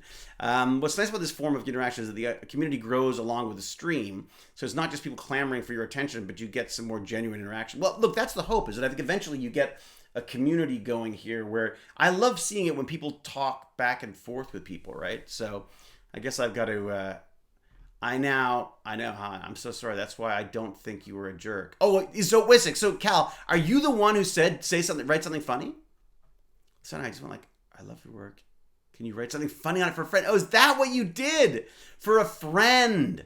And I probably made fun of you for the friend part too. I usually do. If someone goes like, "Oh, really? They couldn't be bothered to show up." So, what do we got? Doesn't everyone love John Lithgow? Well, they shouldn't. They should. If they don't, if not everyone loves, if anyone doesn't love John Lithgow, they're not welcome here. How's that? You're a snarky, brilliant leader of the Tech Bandits. Exactly, Pac Mom. They're a snappy, brilliant scientist in the stream. There you go, James Gurney. Snap. It's true. It's we make up. We've got our what are the percentage of snappy, brilliant scientists have already picked up, thanks to James. Everybody, James Gurney, the comedy stylings. The snappy comedy, brilliant scientist stylings of James Gurney. James, are you doing content anymore? Are you doing any more? You had James did the best YouTube videos. I used to watch them all the time about like viruses and stuff. Other than, I say, are you doing them? Of course you are. You're doing Gesundheit. Kurzgesagt. Nice one. Sorry, it took slow mode a while. It did. Am I in slow mode? Oh, I am. Oh my God. Yeah, sorry I did. I needed the picture signature of yours to make him smile. He was on a downer. Oh, no. What did I write, Cal? Did I write anything good? Hello, David. Hope the day is well for you. Thank you, Hawk Titan. The day is doing very well. Love John and Third Rock. Third Rock was great. Third Rock was so strangely great. And it also had like one of my other favorite actors, Joseph Gordon-Levitt, or what's his name? The Levitt kid, the Inception kid. I think he's absolutely brilliant. We just watched Power the other day. The Power project that he's in. I mean, I don't know that it made any sense at all. In fact, I'm sure it didn't. It was silly fun, but it was really fun. Beautifully made. Ilya Korn says, is that German? Or I'm just talking really fast. I was wearing the I'm with Genius shirt in my photo with you. Changed the arrow to point to you instead of up. Nice. Did I do that? I probably changed the arrow. Did you write anything good? It was 8 years ago. I posted it to him from the hotel. I don't remember. Really, Cal? Obviously, it really stuck with you. Joseph Gordon-Levitt. Yes. I like that guy. And I think he did do really well with Power Project. I thought Power Project was great. Do you see Casey Neistat in there? So Casey Neistat actually makes an appearance in Power Project, which is really cool. What is this? Blah, blah, blah, blah. What do we got? Harry and the Andersons. That's a good question, Rice KM. I don't know. I mean, I've seen Joe since and got along fine with Joe. In fact, I've lamented to Joe about how sad I am that Jason and I don't communicate anymore. So, I'm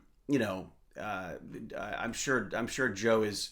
I mean, Joe is funny because Joe used to drive me freaking nuts. I got so angry at Joe one time, and I just couldn't understand where he was coming from. And then he called me one night on the way home and was like, "Hey, I didn't want to think you were angry at me and we're friends." And I was like, "We're friends?" Like, it was just so funny. Like, I was like, "Oh my God, this guy is not." He has a very different way of interacting with people than I do, right? So Joe and I absolutely love Joe. I mean, Joe and I didn't hang out together. I mean, Joe and was it Joe Mo and was it Joe and JoJo and Momo, whatever they called themselves. Joe and Jason used to hang out all the time, get in all sorts of trouble.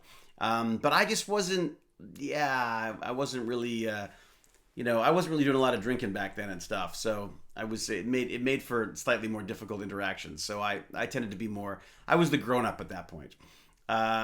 It's David. Of course he's licking the script. What script am I licking? Cal, is he licking his script or is it just the angle? Did you post something? What? Oh, picture. What? You grabbed a picture of me? What the? I'm licking the script. Yes, it looks like I am. That is, I guess we were about to auction that off and someone mentioned the idea of DNA. So I thought I would add some DNA. I think that's where I was on that one. Good Lord. Hey, you can actually see my signature on the puddle jumper or the gate ship in the background there. Nice shot there, Cal. Such a fangirl. Cal is such a fangirl. I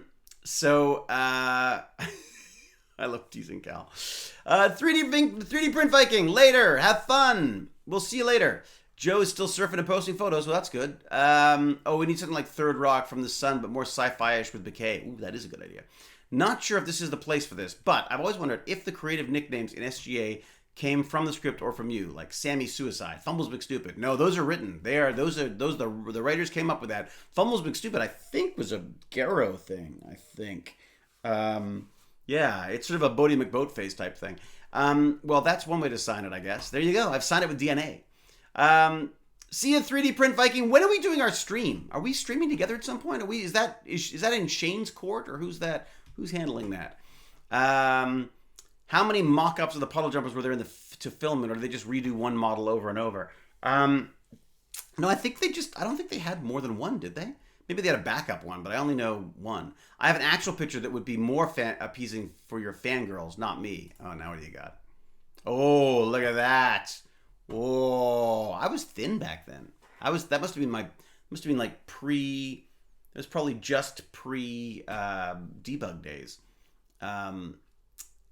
These are good photos, Cal. You've been hiding all the good photos. What's going on? I'm still laughing at that. Muting Cal is a points reward. Is it? That's good. Okay, Sir Cedar. Do you still speak to the cast for Atlantis? I know Simone Bailey has her own podcast now. Does she really? There's a lot of people with their own podcasts now. I think COVID has started an awful lot of podcasts. Maybe too many. Sir Cedar, I do not speak with the cast, really. Who do I... there's the odd sort of Twitter interaction now and again, but I am by myself in Toronto, so I don't do a lot of that. David Blue and I have exchanged texts every so often. We say we should stream together or whatever. But again, his streams are a little different than mine, so I leave him to his thing and I stay out of his way. Yes, thank you for the photo posts, Cal. Thank you for those sexy Hewlett shots. I'm assuming that Cal's just got photos of me up all over the walls. I'm just assuming that. But maybe that's my ego.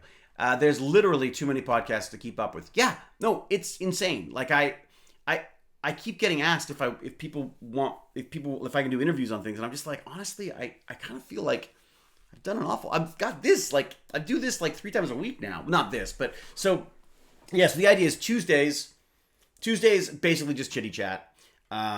Much more informal kind of stuff. I mean, it'd be great if I could start turning them into something that could actually help me out with Tuesdays and Fridays. Although it looks like I may have to cancel Friday. Yikes. I hate canceling Tech Bandits. We'll see. So yeah, Wednesday I have to do Tech Bandits, the Game Bandits, and I'd really like to build the computer with Noodles if I can. I'm going to try to figure out if there's a way to get like an Ethernet cable to the garage so that we can set something up there so we can be, although then what do I do? Wait a sec, then what do I do? Because I still need like tables and things to work on. Well, you know what? Maybe I'll have her in here. Is there 2 meters? I mean, if I'm here and she's like back there, that's not bad. I'll put a fan in and I'll open the door. So maybe we'll just do that. Maybe we'll do that. Hey, James, what do you think? Photos on the wall with daggers in the mall. Yeah, with the eyes scratched out, right, Cal? Wait a sec. The moderator just deleted a post. Was that like someone trying to say something nice about me, Cal? Okay, so James, there you go. You're the pro. So Tech Bandits. I've got a young woman who is our sponsorship level Patreon. I'm getting good at that. DStat. DStat made a very generous donation to get her set up with a PC that she can build. So what I want to do is I want her to rebuild the old one that we've got first, just to get an idea of how it works, and then we'll order her some parts, and then she can build the real one. But at least this way she can screw things up, and it's just my computer breaking, not hers. So I wondered what my best bet with that. I was gonna go to the garage, open the garage door, and do it out there, but it occurs to me I don't have the tables, and I don't really have the space for it in there at this point. I've got to convert that. That's got to become, I'm telling you, my dream now is to turn the garage into a socially distanced or distanceable makerspace that the kids could come in and use the tech. Like they could use the CNC on the right there, the little SainSmart, or the, which can also be a laser cutter too. I'll put the laser cutter in there. You can do that as well. Or the 3D printer, or the other 3D printer, which I've got here as well, which, oh yeah, I was going to build that, wasn't I? Anyways, but the idea, so the question is, if I do it down here, James, if we wear masks and have airflow going, we'd be okay, wouldn't we? Would that be our best bet down here? If I leave the door open and a fan to keep the air moving, and then we just do our hand sanitizer and we wear masks, then we should be okay, right? I mean, keeping fairly distanced. Maybe we'll take breaks every couple of minutes, every 15 minutes or so, just to get out and make sure we get some proper air. I don't know, what is the best bet on that? Or do I just hold off until I can figure out a way of doing it? if she gives me the PC at the end, I think it's a great idea. 2 meters with both of you wearing masks should be okay. The only thing I would be worried about is, do they have extended family with pre-existing conditions? You are both likely to be fine. Yeah, no, we're probably going to be fine. I'm pretty sure that there are no pre-existing conditions on their part. I don't know if asthma is a pre-existing condition. I have that. I'm amazing at getting. I'm amazing how I can go from a cold to pneumonia in in a week. But because of asthma, it always goes into my lungs. So I'm a little nervous about that. I think she's fine. They sound like they've been pretty serious about it. But I'm just saying, or should I wait and do it in the garage? Would the garage be a better place for it? Any shrine to Richard Dean Anderson.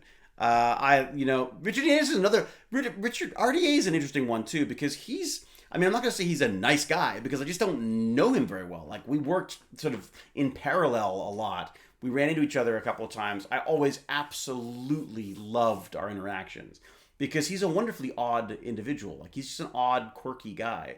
But I think he's just been in the public light for so long that he has a certain reservedness to him that he brings to every conversation. But I got a really good feeling from him, if that makes sense. And recent events and stuff, I felt slightly protective of him, because he'd been taking some medications that I think had caused him to retain water and stuff, and some people were being a bit insensitive about that. Because guess what, folks? We get older and we get sick, and things happen that maybe don't make us look as we used to. But it was interesting. Rick is insanely nice to his fans. Someone you expect to be rightly arrogant, and yet he's not. No, there's no arrogance there. There's no arrogance at all from him. There's no he feels almost he's almost in a dream. he's in his it's amazing. He's I'm trying to think who he reminds me of. It's another actor I met, another very famous actor who I was like, oh, there's almost like a thing around them. There's a bubble around them in a way. A streamer friend of mine has met RDA and said that he's lovely, and I'm very jealous. Yeah, I've never, as I say, I've never really got to have the longest chat I ever had with him, I think, was one of the last days on set, and we were in a Wraith ship, and Baz was very, very young and running around and really enjoying all the rubbery bits and flashing lights and stuff. And we talked then, and it was sort of as parents, which was lovely. I felt like he actually, then he was no longer dealing with an actor. He was dealing with a fellow parent, and that was one of the loveliest discussions I'd had. Notice, I'd suggest being careful with asthma, really. I have been, basically. You have to go to classes. Oh, you gotta go to classes. When do they start Shake and Bake? People age as time passes, paperclips. Well, not me, obviously, but other people might. Prednisone gave me that wonderful moon face. Goes down once you're off it, but I hate how it looks. What is prednisone? I don't even know what it's for. Rick got older. It's hard to believe the time passed since MacGyver and SG-1 start. Hard to believe, isn't it, Die Hot Titan? I think he really looks after himself. I just think that he'd had, there was some kind of a sickness he was trying to kick. I don't know. I know nothing about it. How's the humidity? It is really freaking humid. That's a really good point, Grove Spaz. It's going to be freaking boiling. It's a steroid. Yeah, the steroids can do that, of course. He injured his knees. Is that what it was? Reduces your immune response. Interesting. Would you guys stay the same age if you guys could choose a certain age look for the rest of your lives? Oh my God, I think I would stick it. I'd be 16. I'd stay at 16. Maybe 14.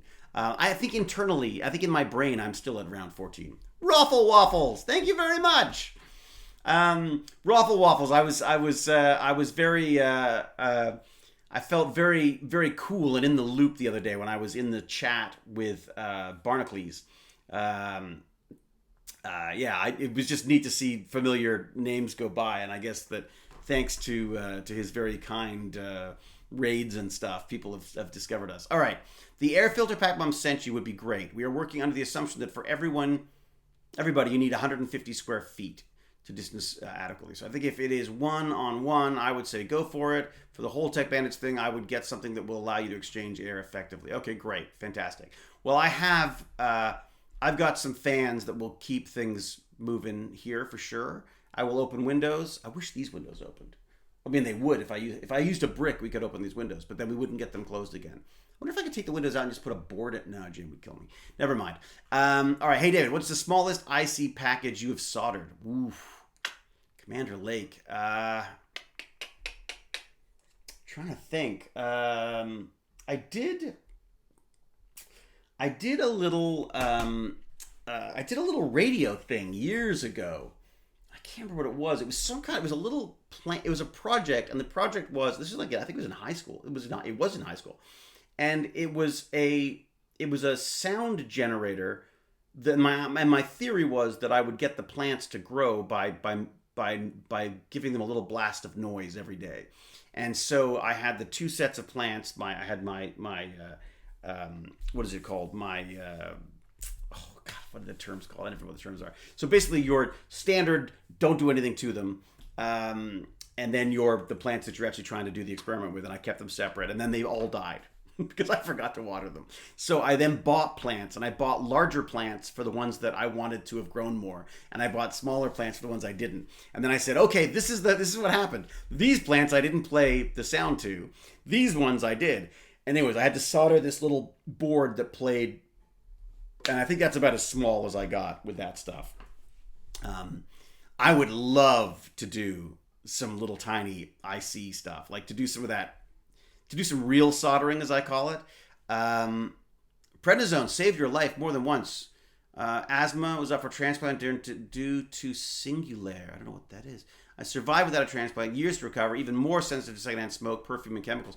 Hey, MCB, that's interesting because I am very sensitive to secondhand smoke, perfume, and chemicals now. Poor Jane wears perfume, and I can't go anywhere near the bathroom for a good couple of hours after she's sprayed because it gets in my. I love it on her, but in the air, it's insane. You did, Pac Mom, and I'm sorry I haven't had a chance to get back to you or to James for that, but thank you. I did see the email. I just haven't had a chance to actually react to it. I suggest not angering Jane. Good point. Merck's asthma drug. So did it do a number on you? It didn't work, or worked badly? As a kid, we were once locked out of the house, and my brother's solution was to brick the window. Boys, ugh. Excuse me. And the reason we were locked out was my parents went to their hospital to birth our youngest brother, and our grandmother was late getting us. Surprise, broken window. I like that, though. Like, all right, we got to get in. Does sound like a brother move. Once all the cool stuff is over, ever going to go back to directing, making your own movies and TV series? See, Sir Cedar. I don't think so. Honestly, I think if I was going to do something now, I would like to do animation. I'd like to play with some more visual effects. If I'm going to do more movie stuff, I would like to do some visual effects. As I say, maybe some animated stuff. I love this format. I just love this sort of live TV approach. I'd like to make maybe some shorts. I'd like to do some writing, some more writing. I've been sort of jotting down things about Tech Bandits as I go, trying to create a little sort of Tech Bandits manifesto, maybe like a workbook or something that people could have to sort of jot down notes or suggestions for getting kids to start thinking about different aspects of their, are there any sort of curricular tie-ins to what we're doing, so that when someone is like, if you're trying to sort of inspire someone to love chemistry, here's a bunch of things you can try, and sort of a section for people to jot down the notes or things that they liked about it, or maybe even a website. Actually, maybe it's better to have a website because then people can document the stuff that's working for them, so that we can all learn from each other as to how this stuff works. So maybe that's a better way to go. But I very much enjoy writing my Tech Bandits show notes. Like, I just love it. Absolutely. To me, it's like one of the funnest parts of doing this is being able to write those things. And tomorrow, as I say, I'm hoping to do the PC build, depending on the weather. We'll see how it works out. I'll look at the garage. I think, though, it probably makes more sense to do it here. And I guess I'll just restrict it to just noodles.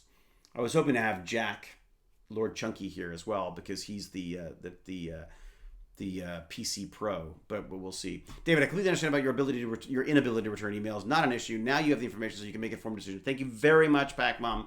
More for your understanding, even than all the research you've done for me. No, both, absolutely. So, my God, I'm getting behind on this. I will have to go 3, by the way, because I've got a bunch of stuff to do, including get back to people about me suddenly shooting this week. Have you tried a weighted blanket? Helped to reduce my back pain. I have not tried that yet. I have not tried that. Yeah, I don't go through I do not go through perfume sections. I come out with a splitting headache.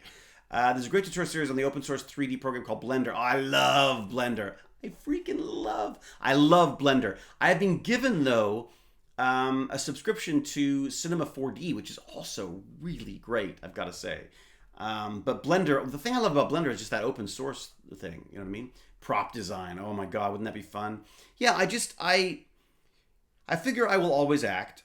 I am definitely not doing as much acting as I could, and I hadn't been before COVID. I don't know that I'm going to rush back into doing a lot more, but these were available, and they're, one of them is very dear to me in that it's a Guillermo del Toro project, and the other one is just, I really like Shaftesbury. Shaftesbury are a great bunch, run by an amazing woman, Christina.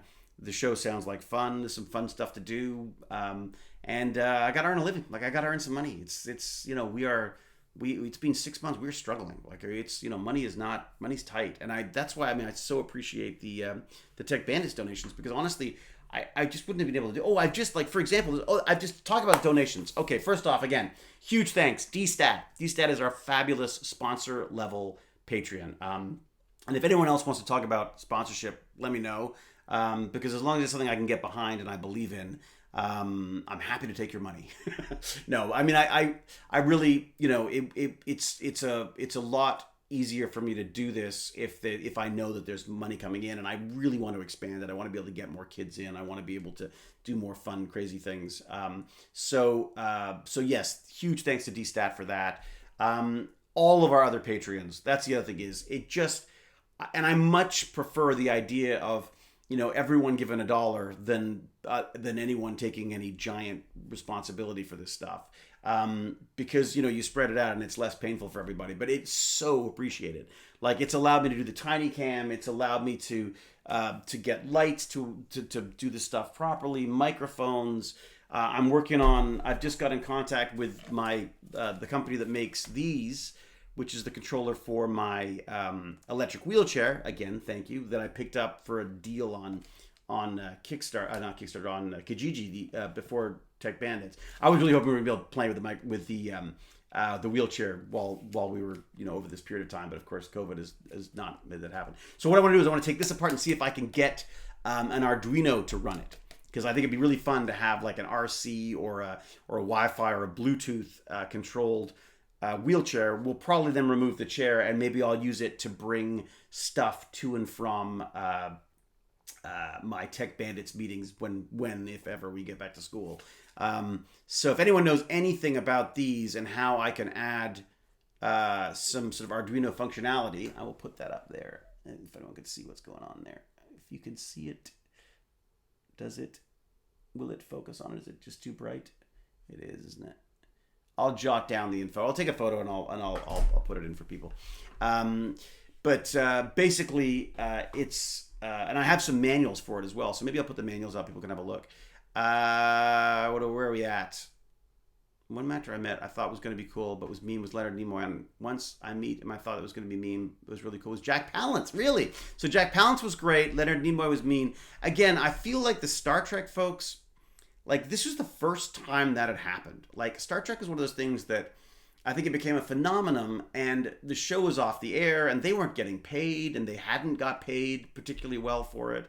I mean, they had a TV series, but they, so I feel like maybe there was a bit of bad blood there, and I think a lot of actors kind of poo-poo science fiction. Like, I grew up with science fiction, so science fiction was like my goal.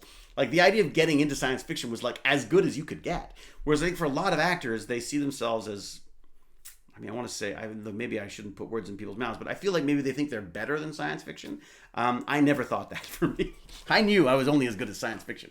I never saw science fiction as something less, as a lesser form of television or film than anything else. So I've always been like a sci-fi nerd. So, I take great pride in doing some bad sci-fi horror stuff as well. So because I used to love and still love watching it.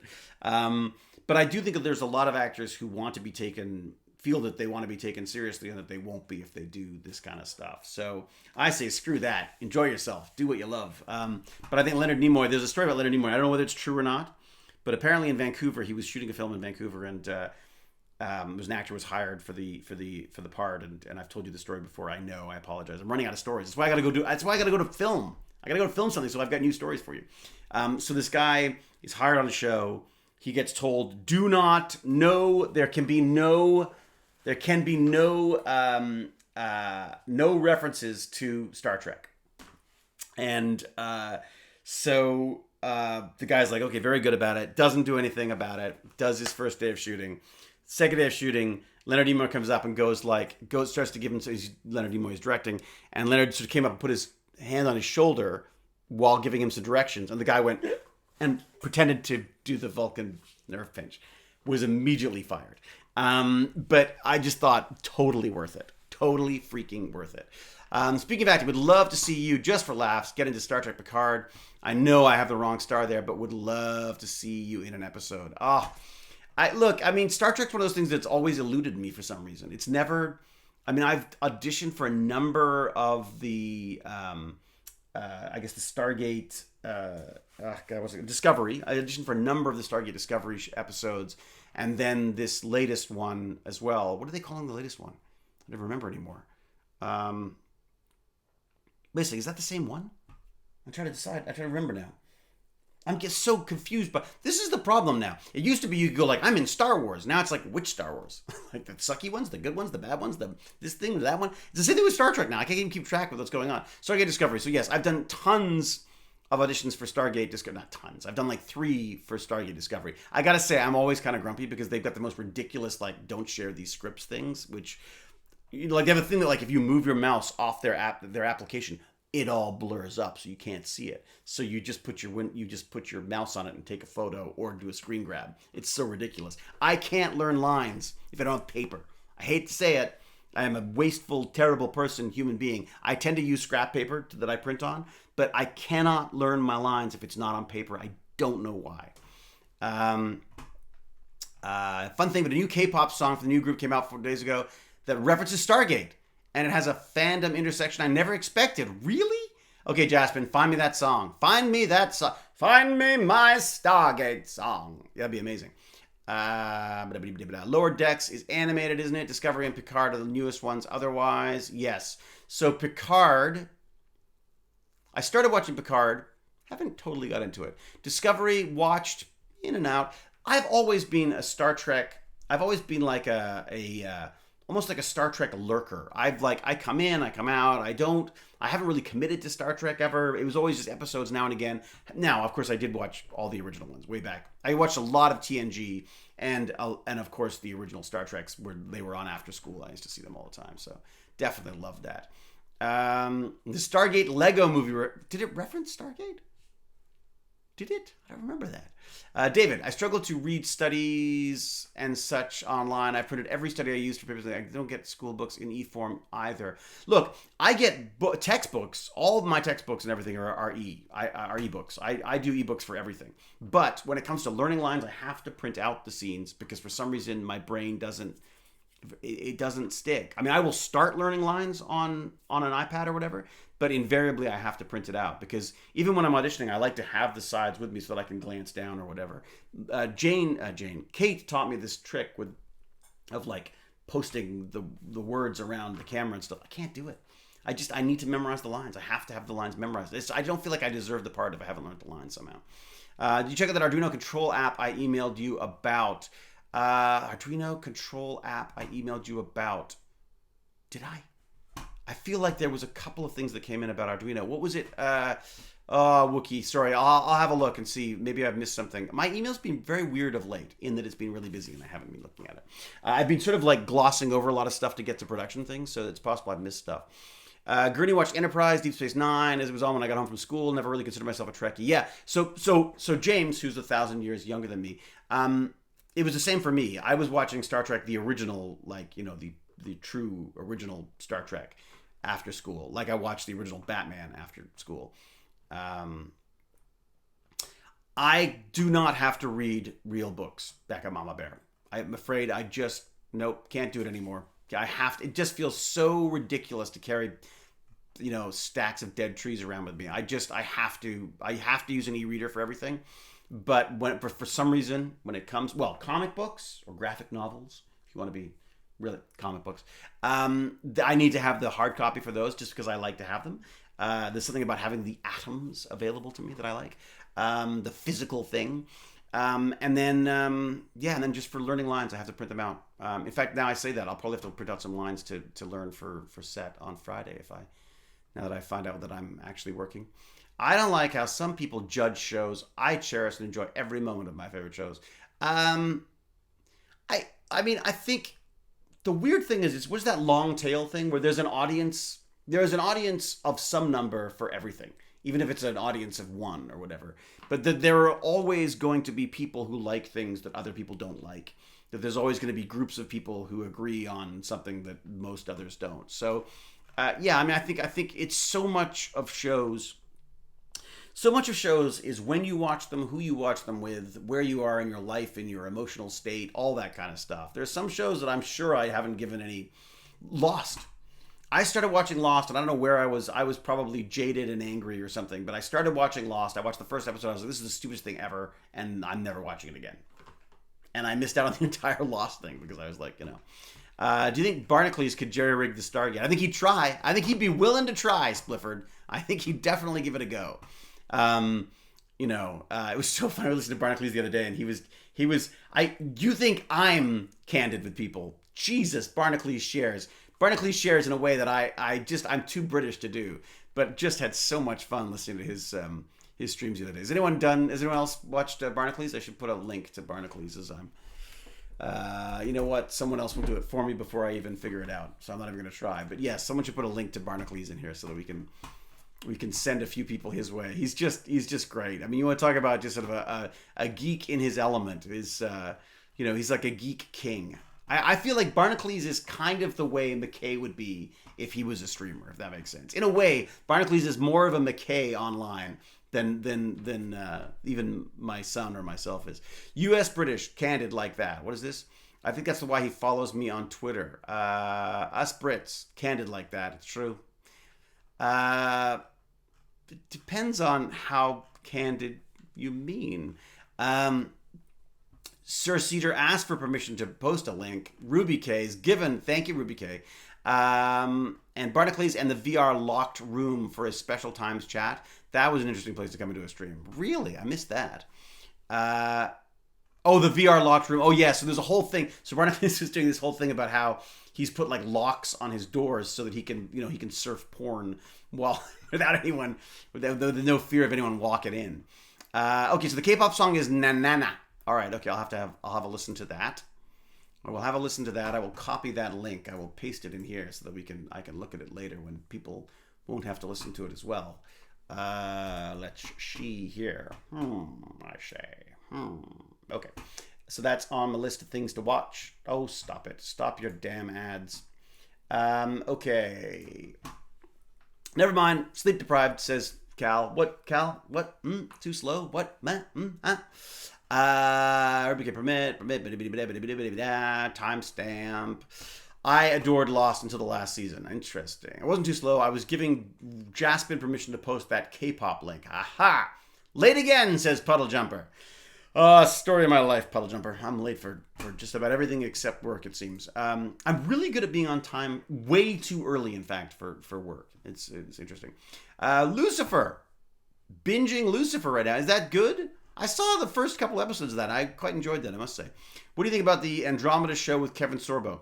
I did not watch it. I'll be honest. I did not watch it. 130 is where the section that contains it begins. What's that? Better to be early than late. Very true. Phineas and Ferb. Oh, I love that. There's 102 days of summer vacation, and school comes along just to end it. But they're with our generation is finding a new way to spend it. Like maybe. Baz and I used to love singing that one. Clone Wars I haven't done yet. Baz is not a Star Wars fan, so kind of hard to get him to watch that stuff. During one of the Celtic women specials, their background looked like a Stargate. Oh, interesting. Agreed. Something. I'm binging Dark. Oh yeah, I've heard a lot about Dark. Never watched Andromeda either. Lucifer's just started up again. They started filming again, Watcher, or they? When you say they started filming again, or they just started showing it again? What? I'm out of coffee. How freaking long have we been talking? Oh, it's 3:00. Okay, now I'm gonna have to bail soon, folks. Yeah, I'm sorry. I've got a bunch of stuff I've got to do, and I've got to check in with my agent and things because there's all these dates are changing. True fact. I was Doofenshmirtz for Halloween to my wife's agent, Agent P, the tri-state area. Well done, J.C. Slicer. That is a brilliant. Jane and I went as a murder-suicide one year in L.A., and people were shocked. We was like, wow, really? People take this stuff pretty seriously. That seemed like a very British thing to do, but at the time we realized that America did not have the same sense of humor about murder-suicide as the Brits do. Because it doesn't really happen that much in Britain, but I guess it probably does happen in the States. So we both went in with gunshot wounds, and it was awful. People did not like it. Baby Metal, really cute. Baby Metal, Gimme Chocolate is a fun song for theirs. Is theirs? Oh, really? Baby Metal, Gimme Chocolate. Okay, check this out. Dark is good. I've heard Dark is pretty creepy. Thank you, David. Hope you and your family remain well. I hope so too, MCB5731, as I hope all you do. All you do as well. I ran out of breath. I ran out of air. I got a bit of a sunburn today. Holy moly, I was out long enough. Long, rambling walk. I forgot to tell you. Okay, so a couple of little things I want to tell you about. Okay, so one of the things, I thanked everyone. I was thanking DStat and our Patreon subscribers, everybody. All the subscribers here, too, thank you, by the way, because you are... Baz is earning his spending money with this, and my portion of this is all going towards Tech Bandits, so I do very much appreciate all that as well. So one of the things I have purchased, I've made a big splurge purchase, which I think is valid for Tech Bandits. It is, I've been eyeing this for a while, and it hadn't been available, I think, because of COVID, but it is this, it's the Black Magic ATEM Stream Deck. And I've got the slightly fancier version that allows like an Ethernet connection and stuff like that. So, that's a great example of something that there's no freaking way I could buy that during a pandemic after 6 months of work if it wasn't for this.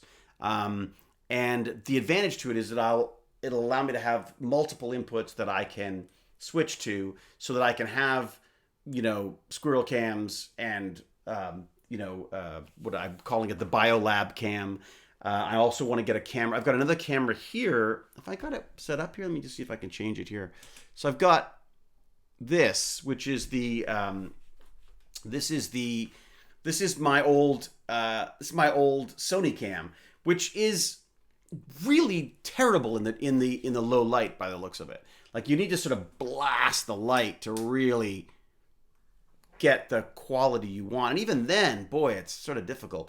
But so the idea is to get a couple more cameras in here so that we can better document what's happening with the kids. Like, so I want to make sure that if I'm doing things like unboxing and building do I need to do it online? Should I just get this thing open and start working on it? Do you want to just like jump in when we jump in, or do we stream it, or what do we do here? Because I really, it's ridiculous that I haven't got that thing opened yet. Frustrating. Yes, do it, stream it. You've not seen any squirrels. Yeah, it's true. Okay, so have you considered turning Tech Bandits into a non-profit, hooking up with schools? Not sure how that works in Canada. Might help with the costs, though.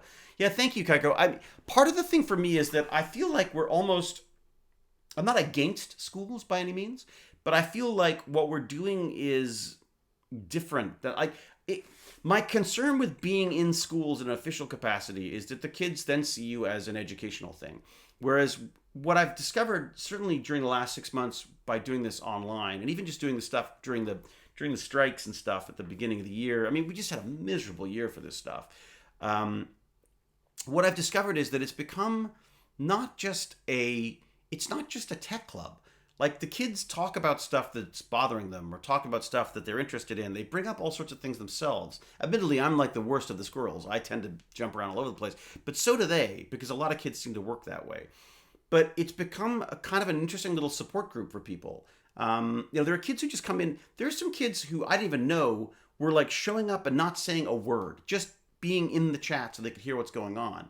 And I talked to their parents, and they're like, yeah, they just like being around, like having it around, like being a part of it type thing. So I feel like I'm a little nervous about making it school friendly, because if it becomes school friendly, I feel like it takes away some of the spontaneity to it, which I think is really important for kids, is to really feel like they've got, well, I think it's really important for me to feel like I've got control. We all know it's just Cal who's really got control. Cal and Ruby K, or whatever it is.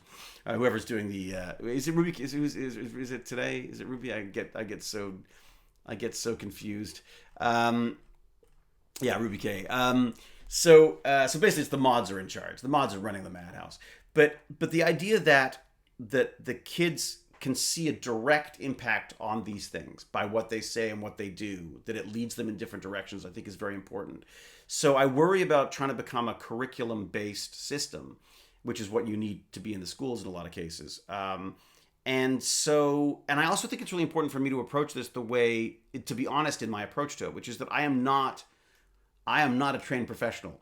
I'm just an actor, but I love this stuff, and I'm happy to learn, and I'm happy to be shown how wrong I am. I'm happy to get the way. I think the kids take a certain glee out of the fact that I say the wrong things about things, that I don't understand everything that we're talking about, or anything in many cases. I think they enjoy that, and I'm not ashamed to play that up a bit sometimes. So I think. And the other problem is how to scale it at a school level. Like, I personally can't go into that more than a couple of schools, nor do I particularly want to, because frankly, for me, the logistics of it's hard enough for me just to get stuff in a cart and drag it through snowdrifts to the local school, or getting on the subway and getting it to go into McCordick to talk to the kids who sort of can't speak for themselves in many cases. I mean, I feel like formalizing it threatens to kill it for me. So I haven't really pursued the obvious sort of financial approaches to this.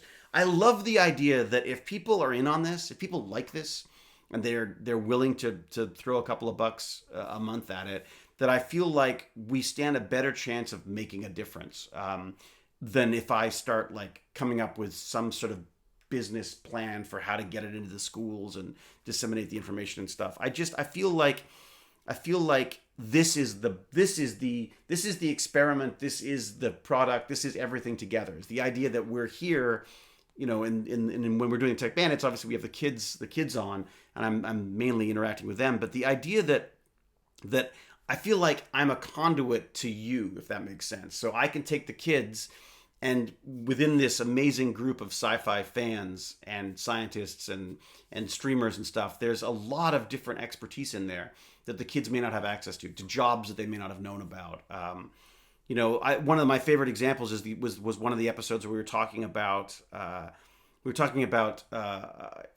food. What are they called? Food flavoring, and how it's like, why does banana not smell like banana and taste like banana? And there was a whole discussion about like the history of bananas, and then someone else piped in about the way that the food the food flavorings were done, because it was something that they did. I love that kind of stuff.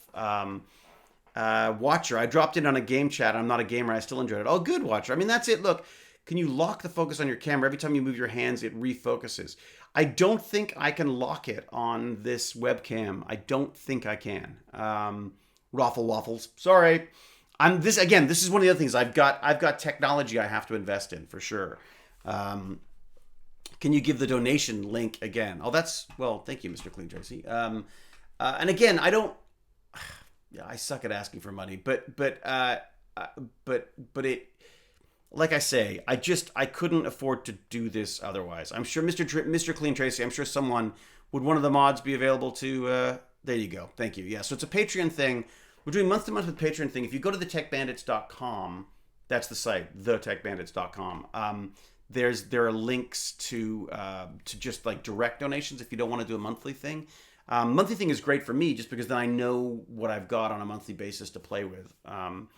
and the hope is that I could just slowly build stuff and be able to add things like this Stream Deck, which I can't wait to play with. Having 4 different feeds and things, and having to being able to click very easily into TinyCam and all that kind of stuff. Is TinyCam even plugged in? No, it's not, because I've only got 2 ports, right? So it's just that kind of stuff. Bananas, strawberries don't taste like strawberries.